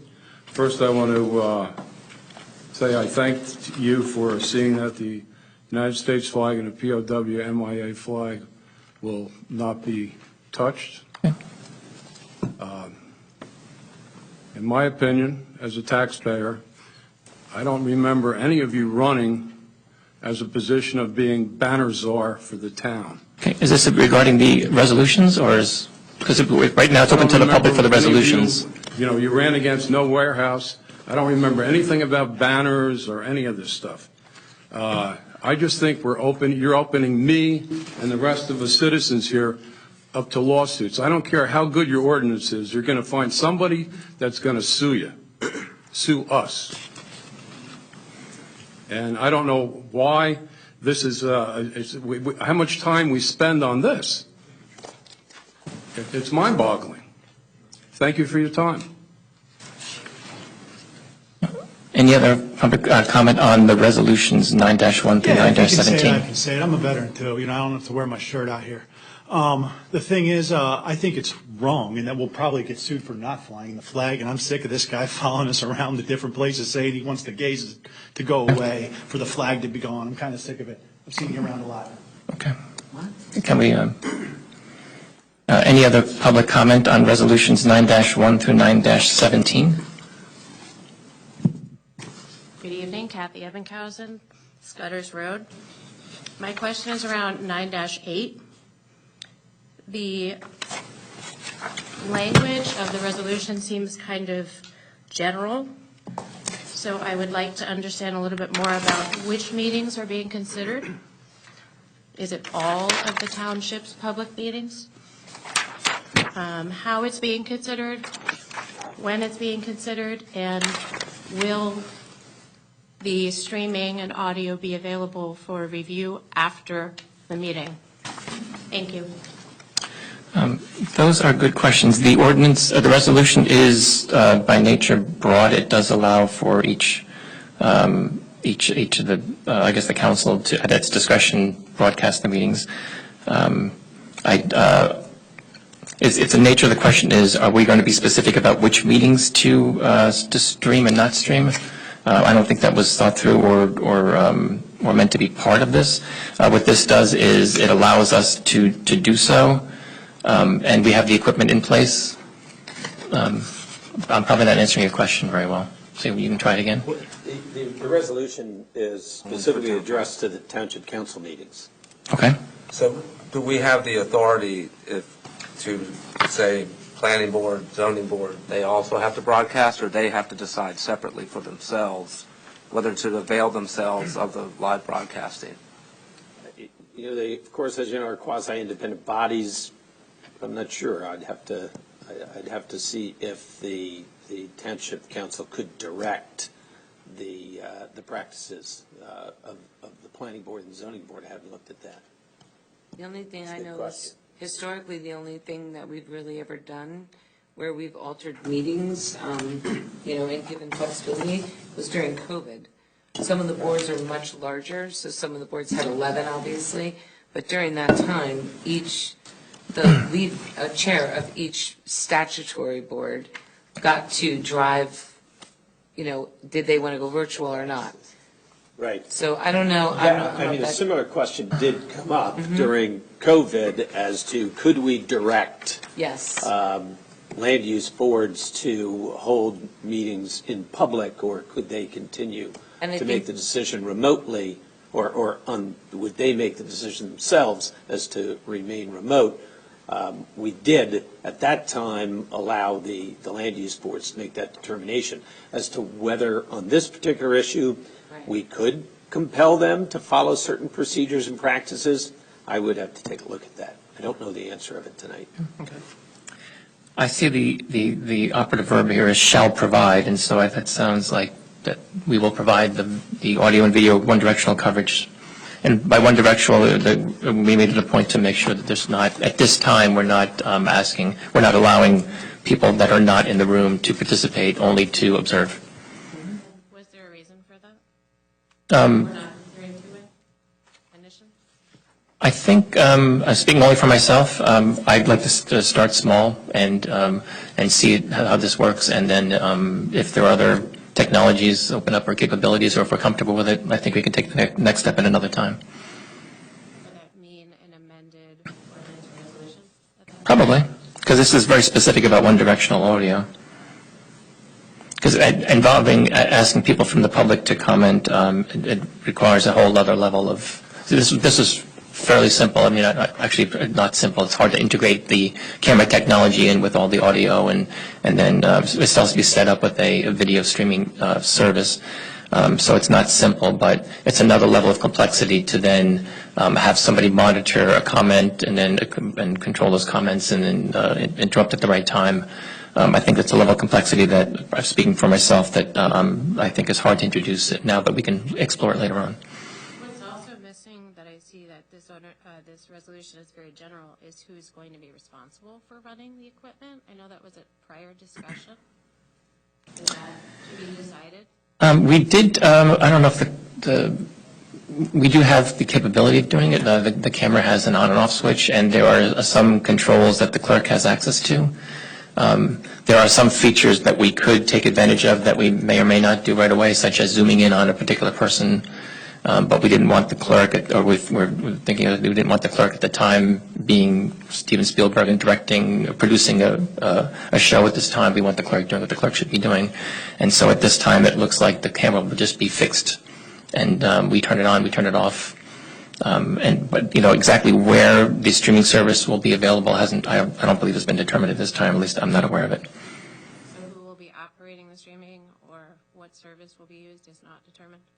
The clerk will be operating the video audio service. As to how we're going to stream it, if it's YouTube or something else, I don't know. It's YouTube on their channels, right? I think I haven't got that far with Mike Yeah. In the last town council meeting, Councilwoman Quinn, you had requested interim manager Rome to provide a report regarding the obtaining of the equipment. We have it. We have it. It's installed. It's Regarding the report, and I would think anything else that went with that, like the You know what? costs. I really apologize. I cannot hear Sorry. what you're saying. In the last town council meeting, you had, wow, that's different. Yeah, you had requested interim town manager, acting manager Rome to provide a report to the council for what was occurring.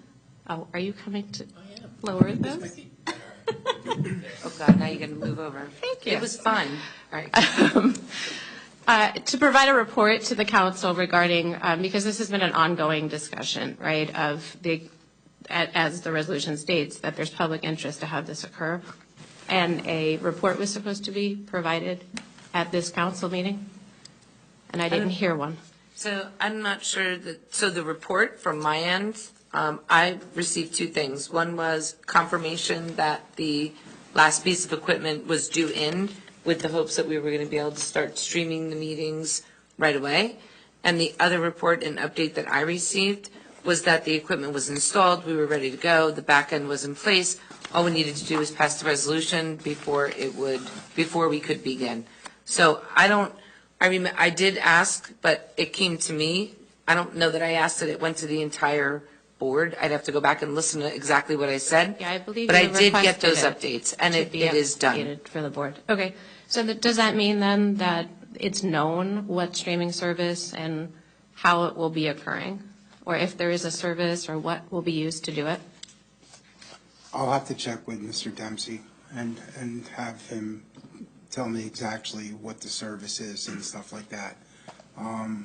Major thing is we got the equipment in, and then figuring out as far as, since it's going to be a media source, we didn't have it advertised on the reorg meeting as using whatever source as streaming. So that we have to put the streaming in there, that we are allowing ourselves to do the streaming so that it's going to be a media source. So that is what we're voting on right now. As soon as that is done, and then I can get from Mr. Dempsey what the actual company is going to be that will be providing this service. So that is known, it's just not part of the resolution. Well, the resolution was, does the council want to do this, yes or no? Once the council says, yes, we want to do this, then we would take the actions to actually implement that. Yep. So there is a plan possibly known. And therefore, do we know if it'll be available after the meeting? Or is it only live streaming? Meaning to replay? I'm not sure. I'll verify that so that it'll be put out when we actually start the service. So we know that the service is and whether we're going to replay or not. That's a good question. Thank you. Thank you. Any other public comments on resolutions 9-1 through 9-17? Hi, Kate Salerna. My first question is just procedural. Just real quick, as far as like giving my address, I don't feel comfortable doing that right now because I'm dealing with some harassment issues. So if it's necessary for me to speak, I'm happy to provide. Yeah, I could just hold it too, right? Happy to provide privately, but I don't want to put it on public record. Understood. So my first question is just procedural, which is regarding the resolutions, and I'm bringing up 9-8 specifically. Will there be discussion within the dais before a vote is made about the resolution itself? If council members want to offer discussion, then yes. Okay. My next question is the town council in communication with the Sparta High School that's been providing live streaming for their Board of Ed meetings up to this point? We have been in communication with the high school specifically about the live streaming of meetings, no. Not to my knowledge. Not to my knowledge, no. I would just offer the suggestion because it seems like there's a lot of unanswered questions here as we're going to proceed with this resolution, and as I'm learning more about the procedure, that this is clearly going to take more time. I'm feeling really grateful that I'm able to be here this evening, but especially with 2 kids and one who's in school, this clearly is not ideal. And I'd like to at least be with my children, putting them to bed with a headphone in my ear, being able to listen to it in live rather than having to catch up later on or relying on wonderful people like Heather and others who volunteer their time to do this. Having said all of that, so I'm saying I really genuinely mean this. Maybe there is someone you can communicate to with at Sparta High School, because they provide those meetings, have been providing those meetings live streaming through YouTube for a long time now. And now that you have the equipment set up, maybe there's a quick fix there. Maybe the person that works with them would be, open to working with y'all. And just on that point, I don't want to give the false impression. These things might have already been worked out. I've got confidence in our IT staff that they have a plan. I just don't know it. We're just taking the first step of just, do we want to do this? And it might be tomorrow. He's like, got this figured out, got it all set up. Give me the go and it's done.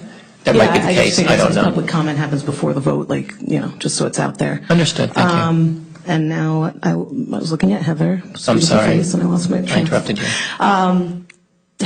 No, I lost it. There's another public comment period later if you can. Well, it was for 9-8 specifically, but but you can talk about 498 later too. Yeah, okay, if it comes back to me. Anyway, that's it. Well, thank you. Any other comments from the public on resolutions 9-1 through 9-17? Yeah, I'm Joe Wadham from Sparta, 44 Sagamore Trail.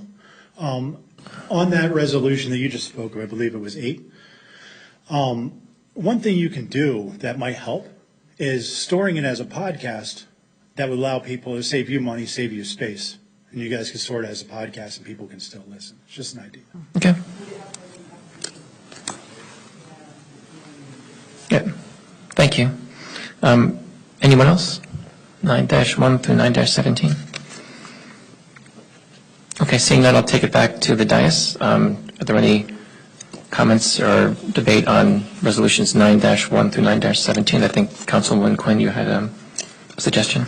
I'd like to table resolution 9-17. Okay. Are you making a motion? I'm making a motion to table 9-17. I'll second. Okay. Any discussion on the tabling? Okay. All those in favor say aye. Aye. Aye. Any opposed or abstain? Okay, 9-17 is tabled. Any comments or debate on resolutions 9-1 through 9-16? Yes, I have a question on Resolution 9-4. This is to cancel outstanding check balances. Probably not a big deal. I looked at the list of detailed checks, and one just caught my eye, just seemed kind of out of the ordinary. It's a canceled check from DGMB Casino, and that's a casino in Atlantic City. I'm just curious what the story behind that was. You're not supposed to mention that, I'm sorry. Basically, it was Okay. probably, I believe, for a conference that wasn't attended, but the check never got cashed. It could have been attended, and they never cashed the check. So all the checks are stale dated because they were over 90 days old. So basically, if the company or individuals that had these checks reach out, I will gladly reinstate them and issue them a new check. But all the checks that were on the list were at least 90 days or more older. Yeah, this was end of June. Yeah, end of June 22. So you're thinking it was probably a conference or something? Yeah. Okay. And usually, like say, if a check is more than 90 days old, the bank has the right not to cash it. So I have a question on that one as well. Dean, are you finished with your question on that particular resolution? Yes, I am. Thanks. Just because, before we move to the next one. Sure. So there's multiple checks on here of that were issued to township employees. So I'm assuming you checked with them and they understand that these are going to be canceled, or were they paid in some other way, or?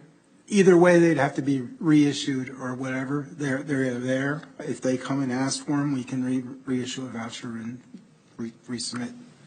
Okay. Either a class was canceled that they didn't attend, or, Okay. but either way, checks over 90 days are It considered. cannot be cashed now even if they had it.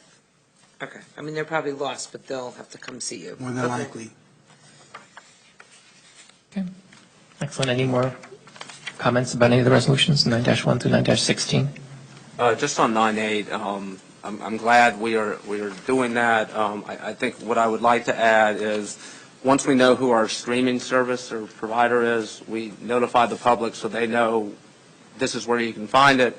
2, I would like it to be savable so that someone could access it later, so that they can get see an actual recording. Otherwise, you're just relying on the minutes to reflect what actually happened at the meeting. And I think a video, audio of the entire proceedings that's searchable and easily accessible would be good. And that's probably a question for the IT person. And then I think it was a good suggestion. One question I have, is Kate still here? Kate, are you happy with the Board of Ed streaming, the service and the functionality? Actually, with headphones on, the audio is very good, very good, especially coming through the mic. So, yeah, and especially if you want to be accurate for transparency purposes of the minutes, I would recommend speaking to them. The other comment I was going to make actually was just real quick, was just that, Can you come to? I'm sorry, we're streaming live now, like, it's happening right now. Oh, so we don't need this, then you're saying? Yeah, I mean, but we're not getting paid for it. You know what I mean? Like, I'm sure there is even a student or a college student, or there are so many resources for someone that pushes a button if everything is already connected to the microphones and the video is there, because I'm getting clear audio, or we get clear enough audio, it's not ideal again, from this. So basically the answer to all of your questions, just so you're aware, is start a YouTube channel for Sparta Township. That's how they search for the meetings. Every live stream gets saved to the channel at the end of it. So the only way that the minutes could be misconstrued is if someone edits the video after the fact. So if you have someone hired that's trusted, everything is transparent and on the record. And just to be clear, our audio is on YouTube right now, the audio recordings of every meeting. Yeah. They get posted after the fact, though, right? The digital recording for everything is. It's after the fact, it's not live, the audio is not live. So it's just, I've just found, you guys have seen me here for a while now. It's just a different experience.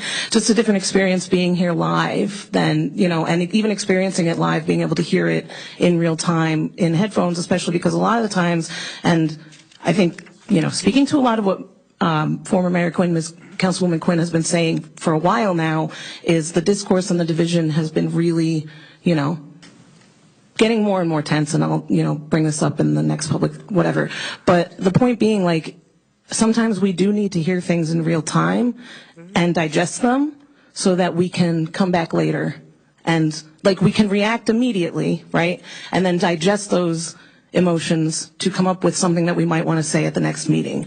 And if I have to wait, and I've had to do this for commissioner meetings because they weren't streaming them live as well for a while, so I would have to wait until they posted them. And there were multiple occasions during especially contentious meetings that those recordings weren't posted until almost up to the point of the next commissioner meeting, which doesn't allow me to go back and hear and research and really listen to and absorb what's going on. So that's, just to the point of why live meetings are so important, especially in 2023 after a global pandemic. I've said this so many times, let's just do it, I think it's 2023. I don't think anyone's disagreeing with you at all. And I also think, to the point, just because when we say something out to the public, we wanted to make sure that it's completely valid. I think I know what it's going to look like, the system. I don't want to say because if it's not 100% accurate, I want to be able to confirm. But my preference is that we follow exactly what the Board of Ed does. It's live, it's there, it's on a YouTube channel. You can play it back, play it forward, it's there. If you want to look at it a month from now, great. If not, it's a repository for all the video. That would be my preference. It's the most inexpensive. It's the best way for people to find it, get it, access it, keep it. That's my opinion. So again, now that we have all the equipment all connected and put into place, and we get this resolution we just say, okay, let's get this up so we could change our meeting notice, which we have to do, which is a guideline of the government. Once we get this done, then we change our notice, and then we should be able to go. So look out. We'll obviously be communicating it to everybody, but I will just say that is my preference as to how I would like to see it happen. One last quick comment on 9.8, 9-8. I'll add, I know the other statutory boards were mentioned before. I could confidently say that I'm not speaking for them, but my sense is that at least the Planning Board and the Environmental Commission would be very interested in are pursuing this as well. And I know Mr. Ryan's going to check on procedure for that. Right. And the only other thing you would have to, is any of those boards that may have met in other places in the building or whatever would have to meet in here. And just on my checking on, if they want to do it, they certainly could proceed to do it and simply send a request to the township funding to facilitate it. Okay. Yeah. Okay, any other comments on any of the resolutions? Okay, I've got two quick comments on 9-10. I would like to formally welcome our township clerk. If we pass the resolution to appoint the clerk, and recognize our outgoing retiring clerk. Number two, the second one is the 9-16. If you can give us 28 seconds on what the plan endorsement town center designation is about. Sure. This is really a resolution to continue our work with the New Jersey State Plan Endorsement Committee down in Trenton to continue our efforts to improve the township's town center and to continue the designation of the town center through the New Jersey State Planning Commission. So, as is articulated in some detail in 9-16, this is just a request that the New Jersey State Planning Commission continue to allow us to work toward our goals in that respect. Thank you. And just to be clear, I was asked to sign this on behalf of the township, and I was uncomfortable doing so until we had a resolution for the council to authorize me to do so. So that's what that resolution was about. I have no other comments. Any of the other last comments on resolutions 9-1 through 9-16, or anything we want to pull out from that? So we don't have our outgoing clerk, but we do have our new clerk, Roxanne. Welcome. And we also have with us over here as well, Tyann, who is our brand new certified deputy, will be our deputy clerk at the point of adoption of this. So I do want to congratulate both of you. We will take care of Kate separately. She's very shy and very humble. But I do want to welcome both of you into these positions. Congratulations and welcome aboard.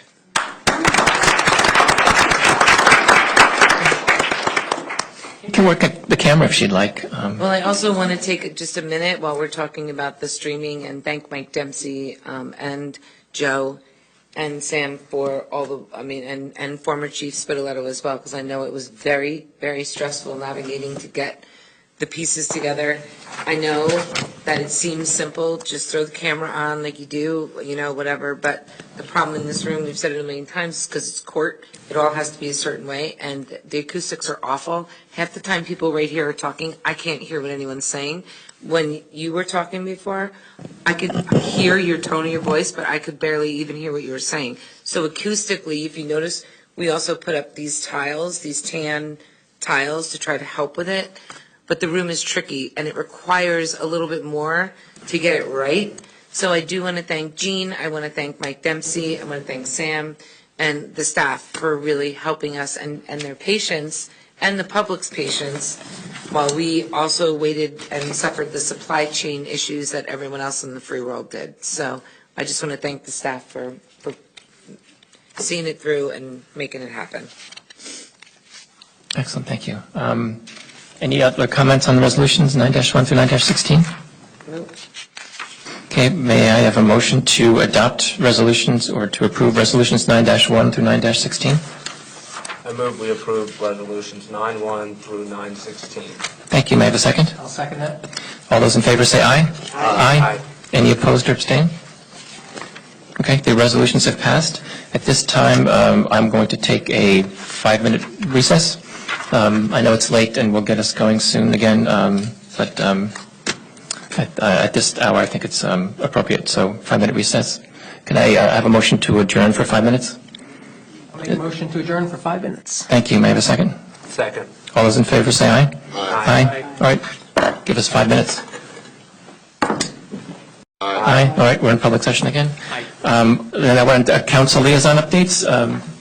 Do we have any updates? We'll start with Councilwoman Quinn. So a couple things just to share with everybody. We're getting together next week about the Salute 07871 banners. I had a great call with Sue from Lake Mall Country Club, who was asking if we had enough banners and if they thought it was possible for us to take the hometown, to start with the Hometown Heroes banners that we have and bring them down into the 12 or 15 poles that are in the plaza. And that's a benefit because that's where the parades are too. And so that is something that I think is a great partnership. It's a great way for us to come together, support our veterans, be able to put out more veterans, and really make the plaza look good. After, we know that we have enough Hometown Hero banners. We're ordering 47 more. We have 6 checks to give to you as well, Sam, that we got. And so we have the double pins, we have enough pins, we have enough banners. We should start with that going into the plaza. We just need to, Sam, I need to get with you to find out if there's something that needs to be in writing. And you need to talk with Jim Zapp to just see, if they could just continue down into the plaza. It's like 4 poles or 5 poles on either side, or 4 poles on either side. I think we just would have to distinguish that if the poles are like owned by JCP&L. Right. So, if we could just get that going, then that means we'll be able to do that with the next batch of flags that we get. So that's something from Salute 07871. Also, the Health Committee met, and we're going to be making some announcements about updates to our rave system. So thank you to Sam and to Mike for making that happen as well. We're going to have some additions to help us better communicate through the rave system with members of the community, and we'll be able to report more on that when it's in place at the next meeting. The Municipal Alliance met as well. We had a really great meeting. We're really excited to be adding additional programming. We are of the impression, talking to the county, that we are going to get an additional $4,000 grant. So we're excited about that. And at our next meeting, because their cycle runs from June to June, we're going to be putting together the budget for 2023-2024, because we have to get that submitted into the county by the end of May, so they have it by June, so they can get it to the state. So more for that. And I think that's, the rec department met as well. We talked about a lot of different things. The most important thing right now for everyone to be aware of is that on April 12th, on April 1st is the Bunny Breakfast. Very important for everyone to know that. With the petting zoo this year, the petting zoo is back. It couldn't come because of the corona, but it's back, so we're excited. The Trout Derby is May 6th, I believe it was. All of this information can be found online. And April 12th is when the programming opens. We are also looking at, in the end of June, hosting our very first ever open mic night, community open mic night. We have someone that's coordinating that down at Dykstra, so we're very, very excited, one of our members. So we're super excited about that, and also working at different art in the park initiatives that can be done with members of the school, different bands, orchestras, jazz bands, ensembles, all that kind of stuff. We're super excited about getting them into Dykstra as well. And I've already had some conversations with Andy Lopez to try to get that going over the spring and summertime.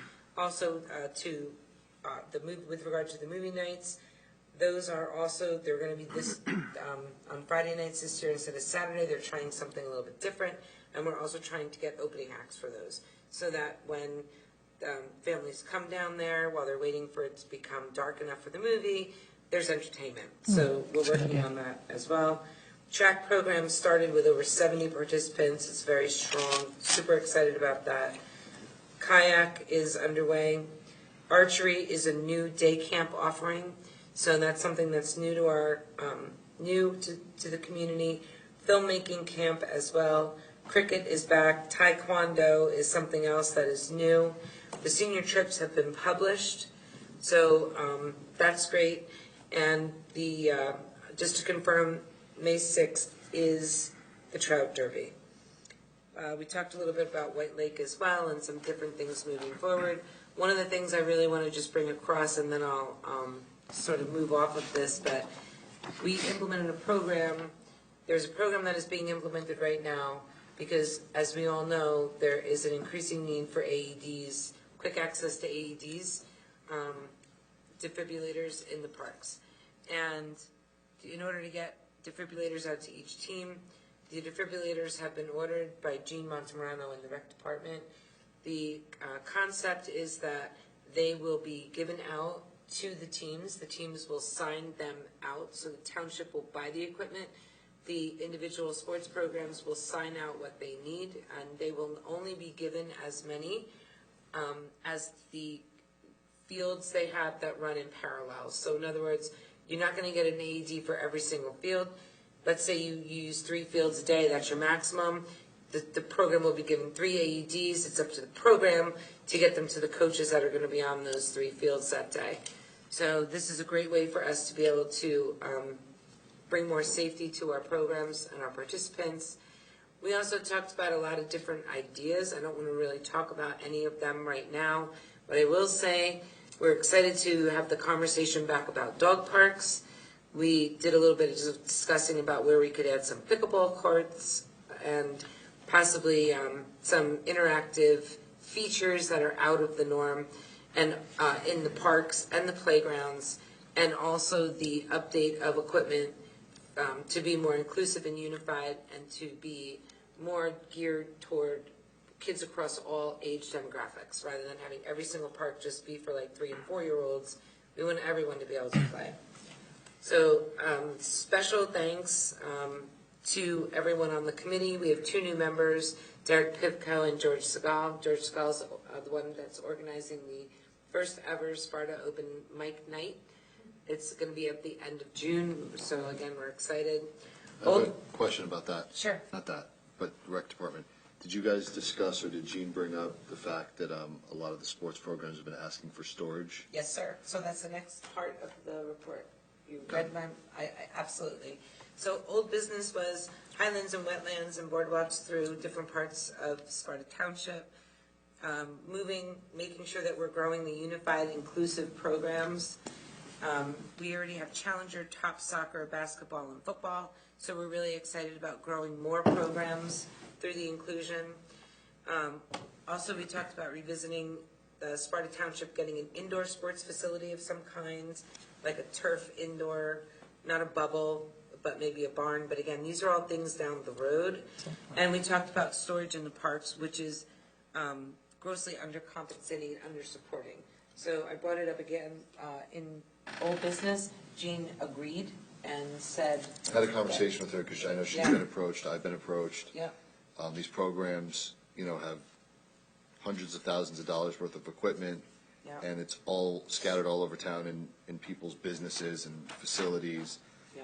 And, we ask these programs to basically operate for us. Mm-hmm. The people buy all the equipment. I think the least we could do is provide them with a safe place for storage so this stuff doesn't, it stays good and it keeps the kids safe. And it needs to be separated as well. So, I mean. By program. Yeah, that's what I'm saying. Yeah. So, yeah, we did bring it up again, and she said she was aware of it. Absolutely. I brought it up in old business, storage sheds and garages in the parks to support the programs. Well, no, I think we don't need sheds and garages. Well, remember last time we had a building that was like a shed and the rats got in and ruined everything. We need a facility that's climate controlled. The wrestling program just had to beg, borrow, and steal to buy wrestling mats. And all it takes is one animal to completely ruin it. You're talking about thousands of dollars. Yeah. So sheds are not going to cut it. We need a building that all this stuff can be stored in. So I misunderstood that. I thought that they were looking for storage sheds and like garage type, like a garage type lean-to kind of thing. No. So. You think about the kind of equipment, the amount of equipment. Not an outside one, like a pole barn, like a. Pole barn is fine. So- It just needs to be secured. She's aware. I think you should have another conversation with her, but. I just, Neil, I want am to I make sure, missing anything? I want to make sure we have this conversation with Before Sam budget, during yeah. budget time. Yeah. Because I did ask her to make sure that this stuff was put in the budget. And that's another thing we had a conversation about too, was White Lake, because there's so many fields up there and there's nowhere to put anything there either. So that was another thing we talked about with regard to getting some structures up there to store stuff, because there's nowhere to put anything. And I know that was always in the staged plan for those fields and bathrooms and, all the things that should be in a facility like that. Yep, 100%. So those are my updates. Unless, Neil, did I miss anything with rec? I don't think so, so. No, I just, I'll take the opportunity just to applaud you. I attended that meeting. That was the first meeting I've attended as a co-liaison to that group. And, I share, you obviously have a commitment to improving the recreation opportunities for children and getting them off their phones and outside. And I share that commitment. And also just the wide array of rec opportunities that we have in this township is really outstanding, and I think something that's very attractive. And part of that is just due to the leadership of our rec department. And I will just, give a special shout out to the track and field program. I'm very happy that it's taken off. As a lifelong track and field athlete, I'm glad to see it. And, they have so much participation that, they don't even need assistant coaches. Even the parents are stepping up, and they have enough timers and coaches. But if you have a child who's interested in this, they're still opening available. Thank you. It's a great committee, and I have to tell you, there's a lot of commitment there and a lot of energy, and it's been great.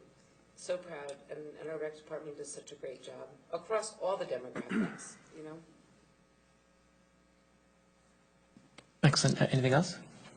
Not from my side. Thank you. As far as liaison reports, no. Deputy Mayor Clark, do you want to pick it up from there? I have no update other than, what I just shared about the rec committee. Okay, thank you. Councilman Hertzberg? I have none. Thank you. Councilman Blumetti? Yes, and before I start, I just wanted to ask a couple of questions about the AED defibrillators. A huge proponent of them. I think we should definitely do that and get them out there as quickly as possible. Councilwoman, you mentioned that the team gets them and they will kind of manage the distribution of them. Will they be keeping them for the whole season, so they can bring them to practices and everything? So what they're working on, the big thing was, there's a lot of different maintenance that has to happen. There's all kinds of things of that nature. So the decision and the path forward is, they're working, reached out to the risk manager, our risk manager, to find out what's entailed with that. They're putting together and working together to put together an acknowledgement sheet so that they understand that sports organization is responsible for making sure that people are trained in the AED. That's on them. Anyone using it, they have to sign off that they know it's their requirement. Okay. They're responsible, and they have a responsibility to make sure the batteries remain charged, because the batteries do need to be charged. So it's on them to make sure. It's on them to make sure that it's properly stored, and that they get it out so that each field has access to an AED, each field has an AED there. And then at the end of the season, they will give them back. So that's how it's going right now. And again, one of the other things that we did is, that we're going to do, that the action item was given at our last meeting, was to start revisiting and coming back with all these really great ideas to improve park safety, connectivity, all kinds of great stuff like that, infrastructure, right? For not just playgrounds, parks, walkways, but also safety. That's a big deal. The problem is a lot of the safety protocols that are around now require electric, which we have in most every park, and wireless, which we don't have in every park. And that's something that I know Councilman Hertzberg was really emphatic about, with us needing it. And I thought it was a convenience, but it's now not becoming a convenience anymore. It's becoming a safety problem. So there's a lot of different safety systems that require wireless in our parks. We have cameras installed. We need to be able to be seeing those cameras live.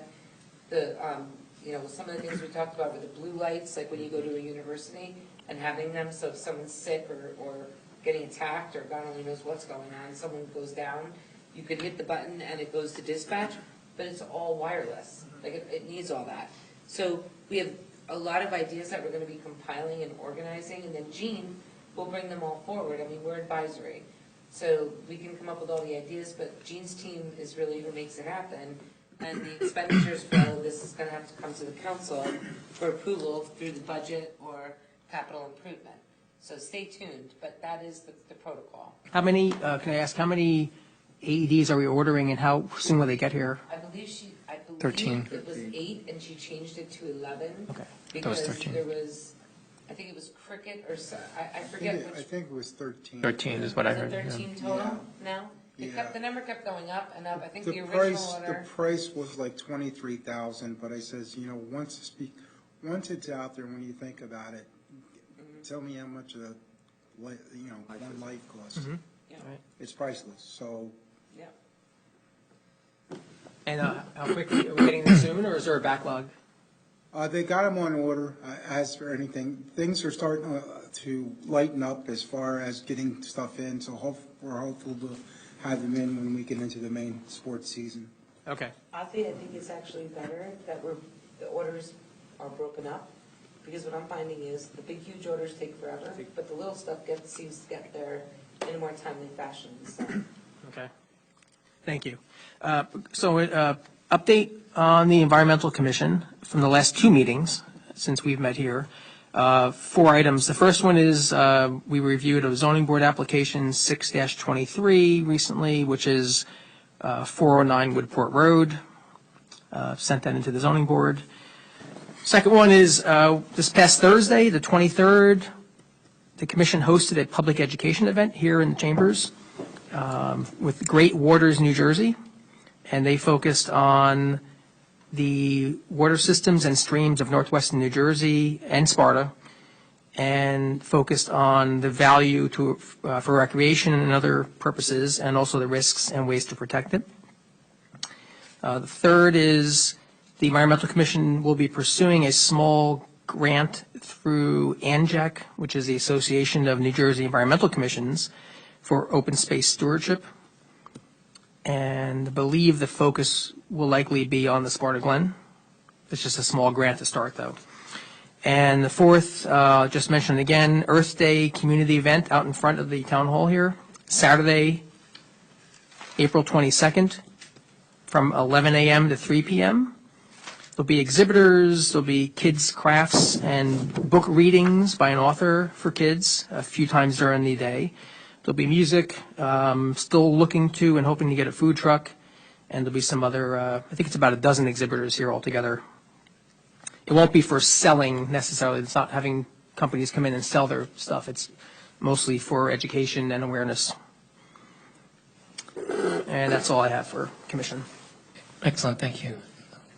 I've got a couple of things to offer. Number one is for the Cultural Affairs Committee, the lineup for the summer concert series is all set.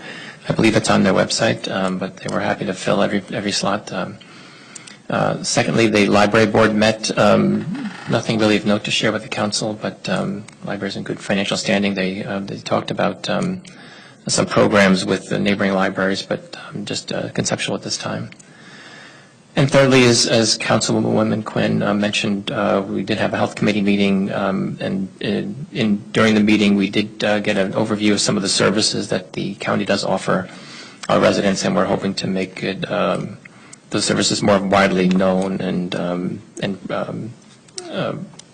what's the right word, communicated to people that might need them, maybe offering them on our website or having links to them on our website.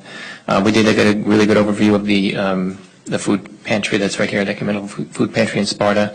It is a really good, seems like a really good facility. I'm going to make it a point to get out there when I can, just because it sounds like like I said, they do a very good job there. And that is all that I have for my committee reports. At this time, on the agenda, we had unfinished business. Unfortunately, due to this hour, I would like to recommend that we table the unfinished business. Again, sadly, we've tabled the Economic Development Committee discussion a couple of times now, but I think it's in order now, considering the late hour. I'm going to table those 2 items, unless there's any objections. Nope. Okay. Any new business? I'll start with Councilman Blumetti. No new business. Excellent. Deputy Mayor Clark. No new business. Thank you. Councilman Hertzberg. I don't know, it's not really new business. Sam, I had asked you, I don't know, it was like a month ago, about an update on the subpoenas for the drug rehabilitation houses that are in these neighborhoods. Any update on that? Nothing new now. I'll check with the zoning official again this evening if he has anything on that. I think he's been going out and checking those mostly. Yeah, but no, what they were supposed to be working on were subpoenas to find out how long they've been operating and how long they've been violating the actual zoning laws, so that they can't find them without knowing the time frame they've been in there. So they were supposed to issue subpoenas to request the information of how long they've been operating in these neighborhoods that way. So I just haven't heard, and I know we lost our prosecutor, so I think we might just have to follow up and see if anyone's actually doing this. Neighbors are reporting increasingly more issues that are going on in this neighborhood. That's it. Okay, thank you. Councilwoman Quinn? So I just want to bring up that the Patriots Path Council is doing their luncheon again this year. I just want to share with everybody, they do this every year, and they have a tribute to Women Awards luncheon, and this year they're giving a lifetime award to Julia Quinlan. If anyone is familiar with Karen Ann Quinlan Hospice, it's just phenomenal. That's her mother, and she's getting a lifetime recognition for all the great things that she has done. Other women that are going to be honored are Pat Convey, Patty Green, Beth Hofsking, Carrie Morano, and Diana Morrison. And that's going to be on the 3rd. I know probably a lot of people can't come, but I really wanted to share the women that are going to get acknowledged at this luncheon in May, and especially Mrs. Quinlan for everything that she has done for I don't know how many families. Also, the League of Voters, I had sent an email. The League of Women Voters, Tony Zimmer, had reached out and asked if the township, by any chance, had open storage facility, a small amount of storage space where the League of Women Voters could possibly host some of their archives. I had sent that to you back in beginning of March. If you could just, I don't know if you followed up with her or if she, Tony Zimmer? No, I didn't. Okay. So if you could just, you want me to resend you the email? Yeah. Or, okay. These are document archives, right? What? Documents? Yeah, but it's not, when you think of document storage, it's not like a room full. She says it's just a small amount. They don't need access to it frequently, but they were reaching out to see if we had any space. I don't know if we have anything on the 3rd floor, but I'll resend it to you. And then also, we had a budget discussion last night, and one of the things that we talked about was the training, both technical and trade training of our employees. So just want to make sure that we're getting that word out to the department heads that similar to reimbursement that employees get at Sparta Township for going to take college courses, we are also now supporting trades. We've been, but it's important that everybody knows because we need our tradesmen and our tradesmen and women that are working here as well in parks and rec and so many different things to also be able to better themselves, to get better, to learn more, and that's technical school. So we had a conversation about that last night, and we just want to make sure that we get that out to department heads so that the message trickles down. Other than that, I have no more new business. Thank you. For myself, the only thing I'll offer is that meetings like this were fun at the beginning. Having lots of celebrations and lots of people in here, and it was a lot of fun. Our next meeting will similarly have a number of things that we'll recognize and celebrate. April is Child Abuse Prevention Month. We'll have something special for that. It's also Donate Life Month, also something special planned for that, and Earth Day will be recognized as well. So look for more fun and frivolity at the next meeting. At this time, I would like to open up to the public for any comments at all. No restrictions. It's 11:15. Knock yourself out. Just kidding. Yeah, I know. Sorry. The chief's here. He can drag me out if he needs to. So been trying to organize my thoughts for this because I think it is super important that I put this on record. Regarding the flag ordinance, I first want to say, I have to say, and I'm really not trying to fight you, but Councilwoman Quinn, I am exceedingly disappointed by your comments regarding the flag ordinance. people's livelihoods, who they are, how they identify, and their lived experience is not politics. Like, it's not political fodder, they're not props. And what you were alluding to is what I want to bring to the mic specifically. Okay. There was a lot of contentious debate regarding the flag ordinance. Contentious and non-contentious. I think some of it was really important. I want to commend Councilman Blumetti for your due diligence that I've been witnessing to this point. You're not going to be a favorite here, I know, because you make the meetings longer, but it's been a lot of discussion amongst people who have been paying attention that there's not enough debate that happens up here in the dais, and for the longest time it's just been a cavalcade of the status quo and everybody lining up with each other. So as much as, Councilman Hertzberg, Councilwoman Quinn, we know each other from different sides of the political aisle, and as far as that debate goes, we can continue to have it. I know we disagree fundamentally on a lot of things, but it's really important to me that you do not make people into political props. And by making a statement like that, What is the statement that I made that you're referring to? so let me bring it to the next thing. No. You're making a comment. I'm sorry, is this my public comment? But you need to clarify because you're making a comment about a statement I made. If you would allow me to continue to speak, Okay, I would do go that. ahead. Okay, so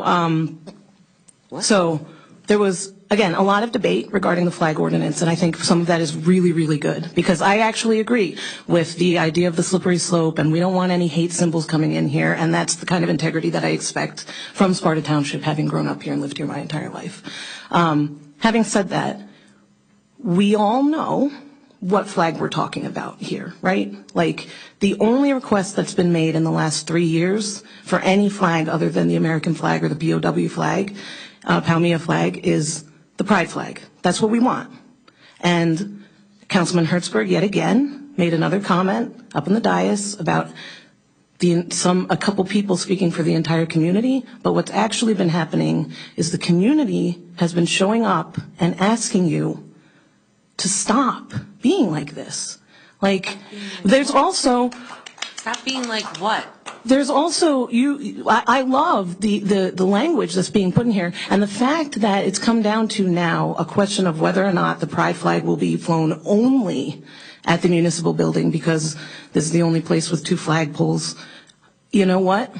Even if we got that, I'd be happy with it. But the fact that you punctuated your remarks by outwardly saying, and if this is not what you're saying, then say it back now that that's not what you're saying. I absolutely that will. you don't refuse, that you're refusing to fly a pride flag at the municipal building.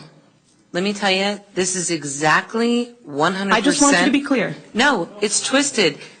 This ordinance, let me just be really clear with you. Please. This ordinance doesn't say anything about a pride flag, and so that is the problem.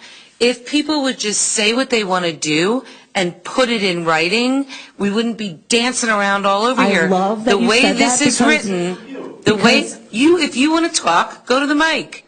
Am I allowed to talk since I'm at the mic? You asked me a question, so I'm getting back to you. The problem with the wording of this as government speech and all this government talk and government speech and we decide and everything like that, that gets us away, way away from the issue that you're talking about. I'm not looking at one flag. I'm looking at what is the damage that could come out of government speech. Who decides? The comments up here have gone never once. Hold up. Was gay pride? Was pride or gay pride maybe I could flags? get the rest of my comments out before you respond to me. No, you asked me to respond to you. You asked me to respond, so now I'm responding. Can you respond at the end, or? You just asked me to respond, so Oh, no. I'm responding to you because you're twisting what I said, and that is not what I said, and that is not the way this ordinance is worded at all. You cannot worry if it was one flag and one request. Requests for any support at all ever have never been denied here. If this was about one flag in one place or 3 places or wherever it's going to be, that's one thing. But the way this thing is worded, it is so subjective. It opens it up to so many awful things that could potentially happen that it's actually scary to think with hate crime day and anti-Semitism and attacks going on in Lakewood and everywhere else, you can't just think about one community when you are responsible for representing the best interests of 20,000 people. You can't. And so again, if you go back to the way this is worded and look at how it is worded, it has absolutely nothing to do with one flag. It doesn't have to do with that. So tell me what else now, because I never said that. And I don't appreciate having my words twisted to say that I did. I'm not looking at this ordinance, and I've said it from the beginning, through the lens of one flag. Go ahead. Okay, if I may continue.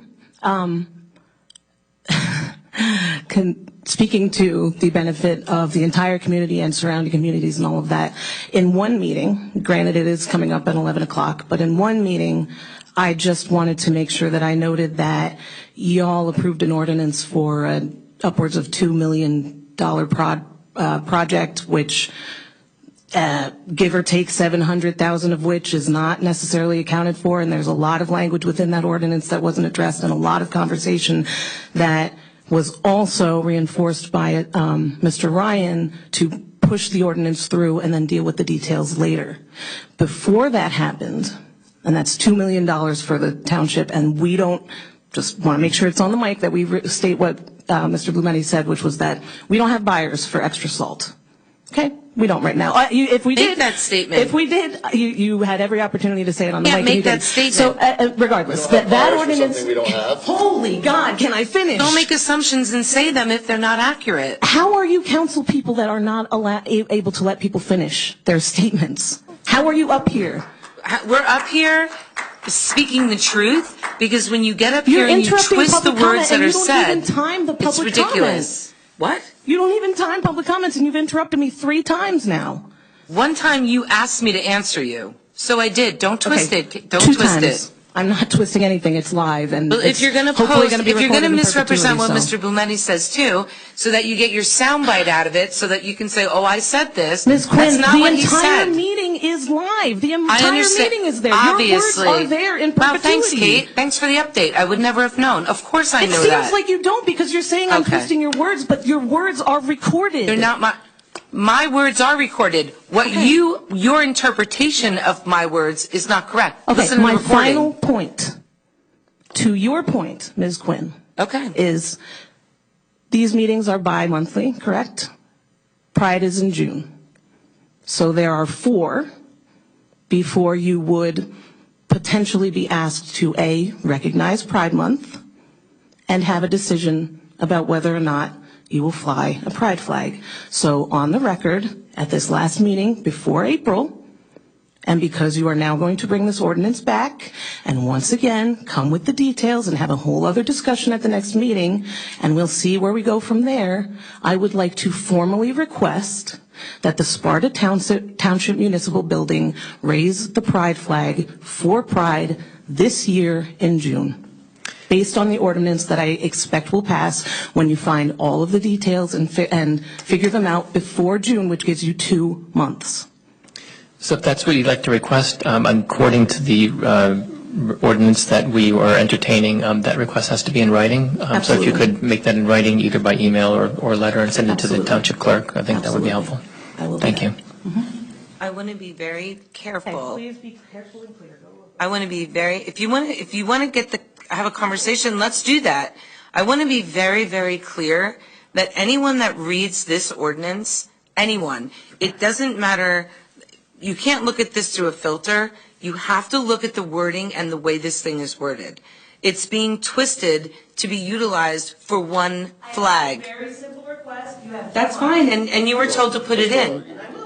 I mean, you were told to put it in. But because I don't want, this ordinance doesn't have to do with flying a gay pride flag. It's about everything. What are you saying now? What? It's just funny how the acoustics in this room work. That's Okay. fine. I'm just saying, Right. this is not an ordinance for only a gay pride flag. It opens the door to a lot of other things that could be very hurtful. I guess that'll be a problem.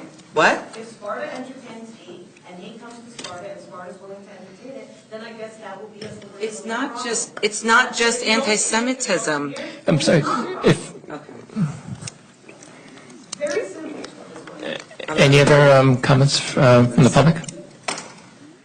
I got one. I'm not here. State your name, I'm sorry. My name's Joe. Joe, okay. I already gave you Oh, guys you my did, I'm address. sorry. Would you like that? No, it's Again? okay. You I can think we're have fine. it.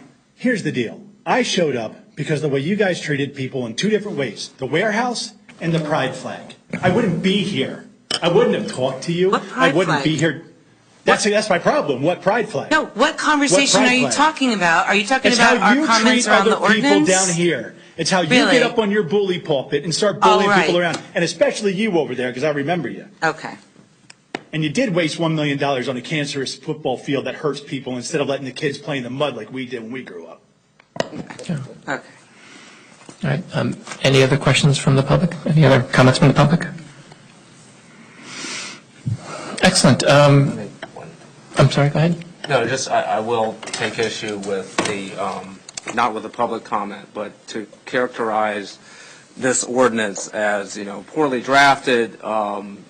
I think that this ordinance actually reflects, as I've mentioned in other, it's patterned after a particular ordinance that was cited by the Supreme Court in its opinion, in the Boston Shurtleff opinion.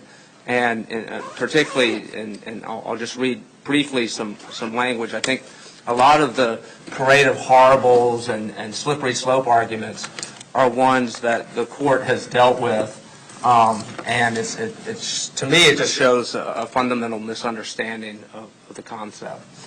But here it is. But when the government speaks for itself, the First Amendment does not demand airtime for all views. After all, the government must be able to promote a program or espouse a policy in order to function.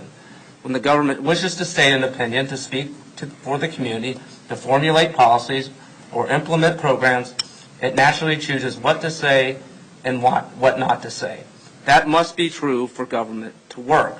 The Constitution, therefore, relies first and foremost on the ballot box, not on the rules against viewpoint discrimination, to check the government when it speaks. And so if anyone disagrees with what we decide, whatever that may be, and Councilwoman Quinn is right, this ordinance does not specify whatever particular flag. And it does not. And what it will do is, provide an opportunity so that we can celebrate some of the great communities that we have, some of the great celebrations that we have, some of the great sports programs that we have, etc. And so I think that if people take the time and read about the doctrine, read about what it means, I think that will help allay some of the current concerns that they have that somehow this opens the floodgates and opens us up to litigation. Thank you. One thing I'll add is that with regard to government speech, we do that all the time. When we light up the columns, that's government speech. When we recognize Women's History Month, that's government speech. It's something that we do pretty much at every meeting. And so putting a colorful piece of cloth onto a flagpole is just another government speech program that we engage with almost twice a month, as we said. I think I closed it from the public. Do I have a motion to adjourn? I'll make a motion to adjourn. Thanks. May I have a second? I second the motion. All those in favor say aye. Aye. Aye. We are adjourned. Thank you for sticking with us. Thank you, everyone.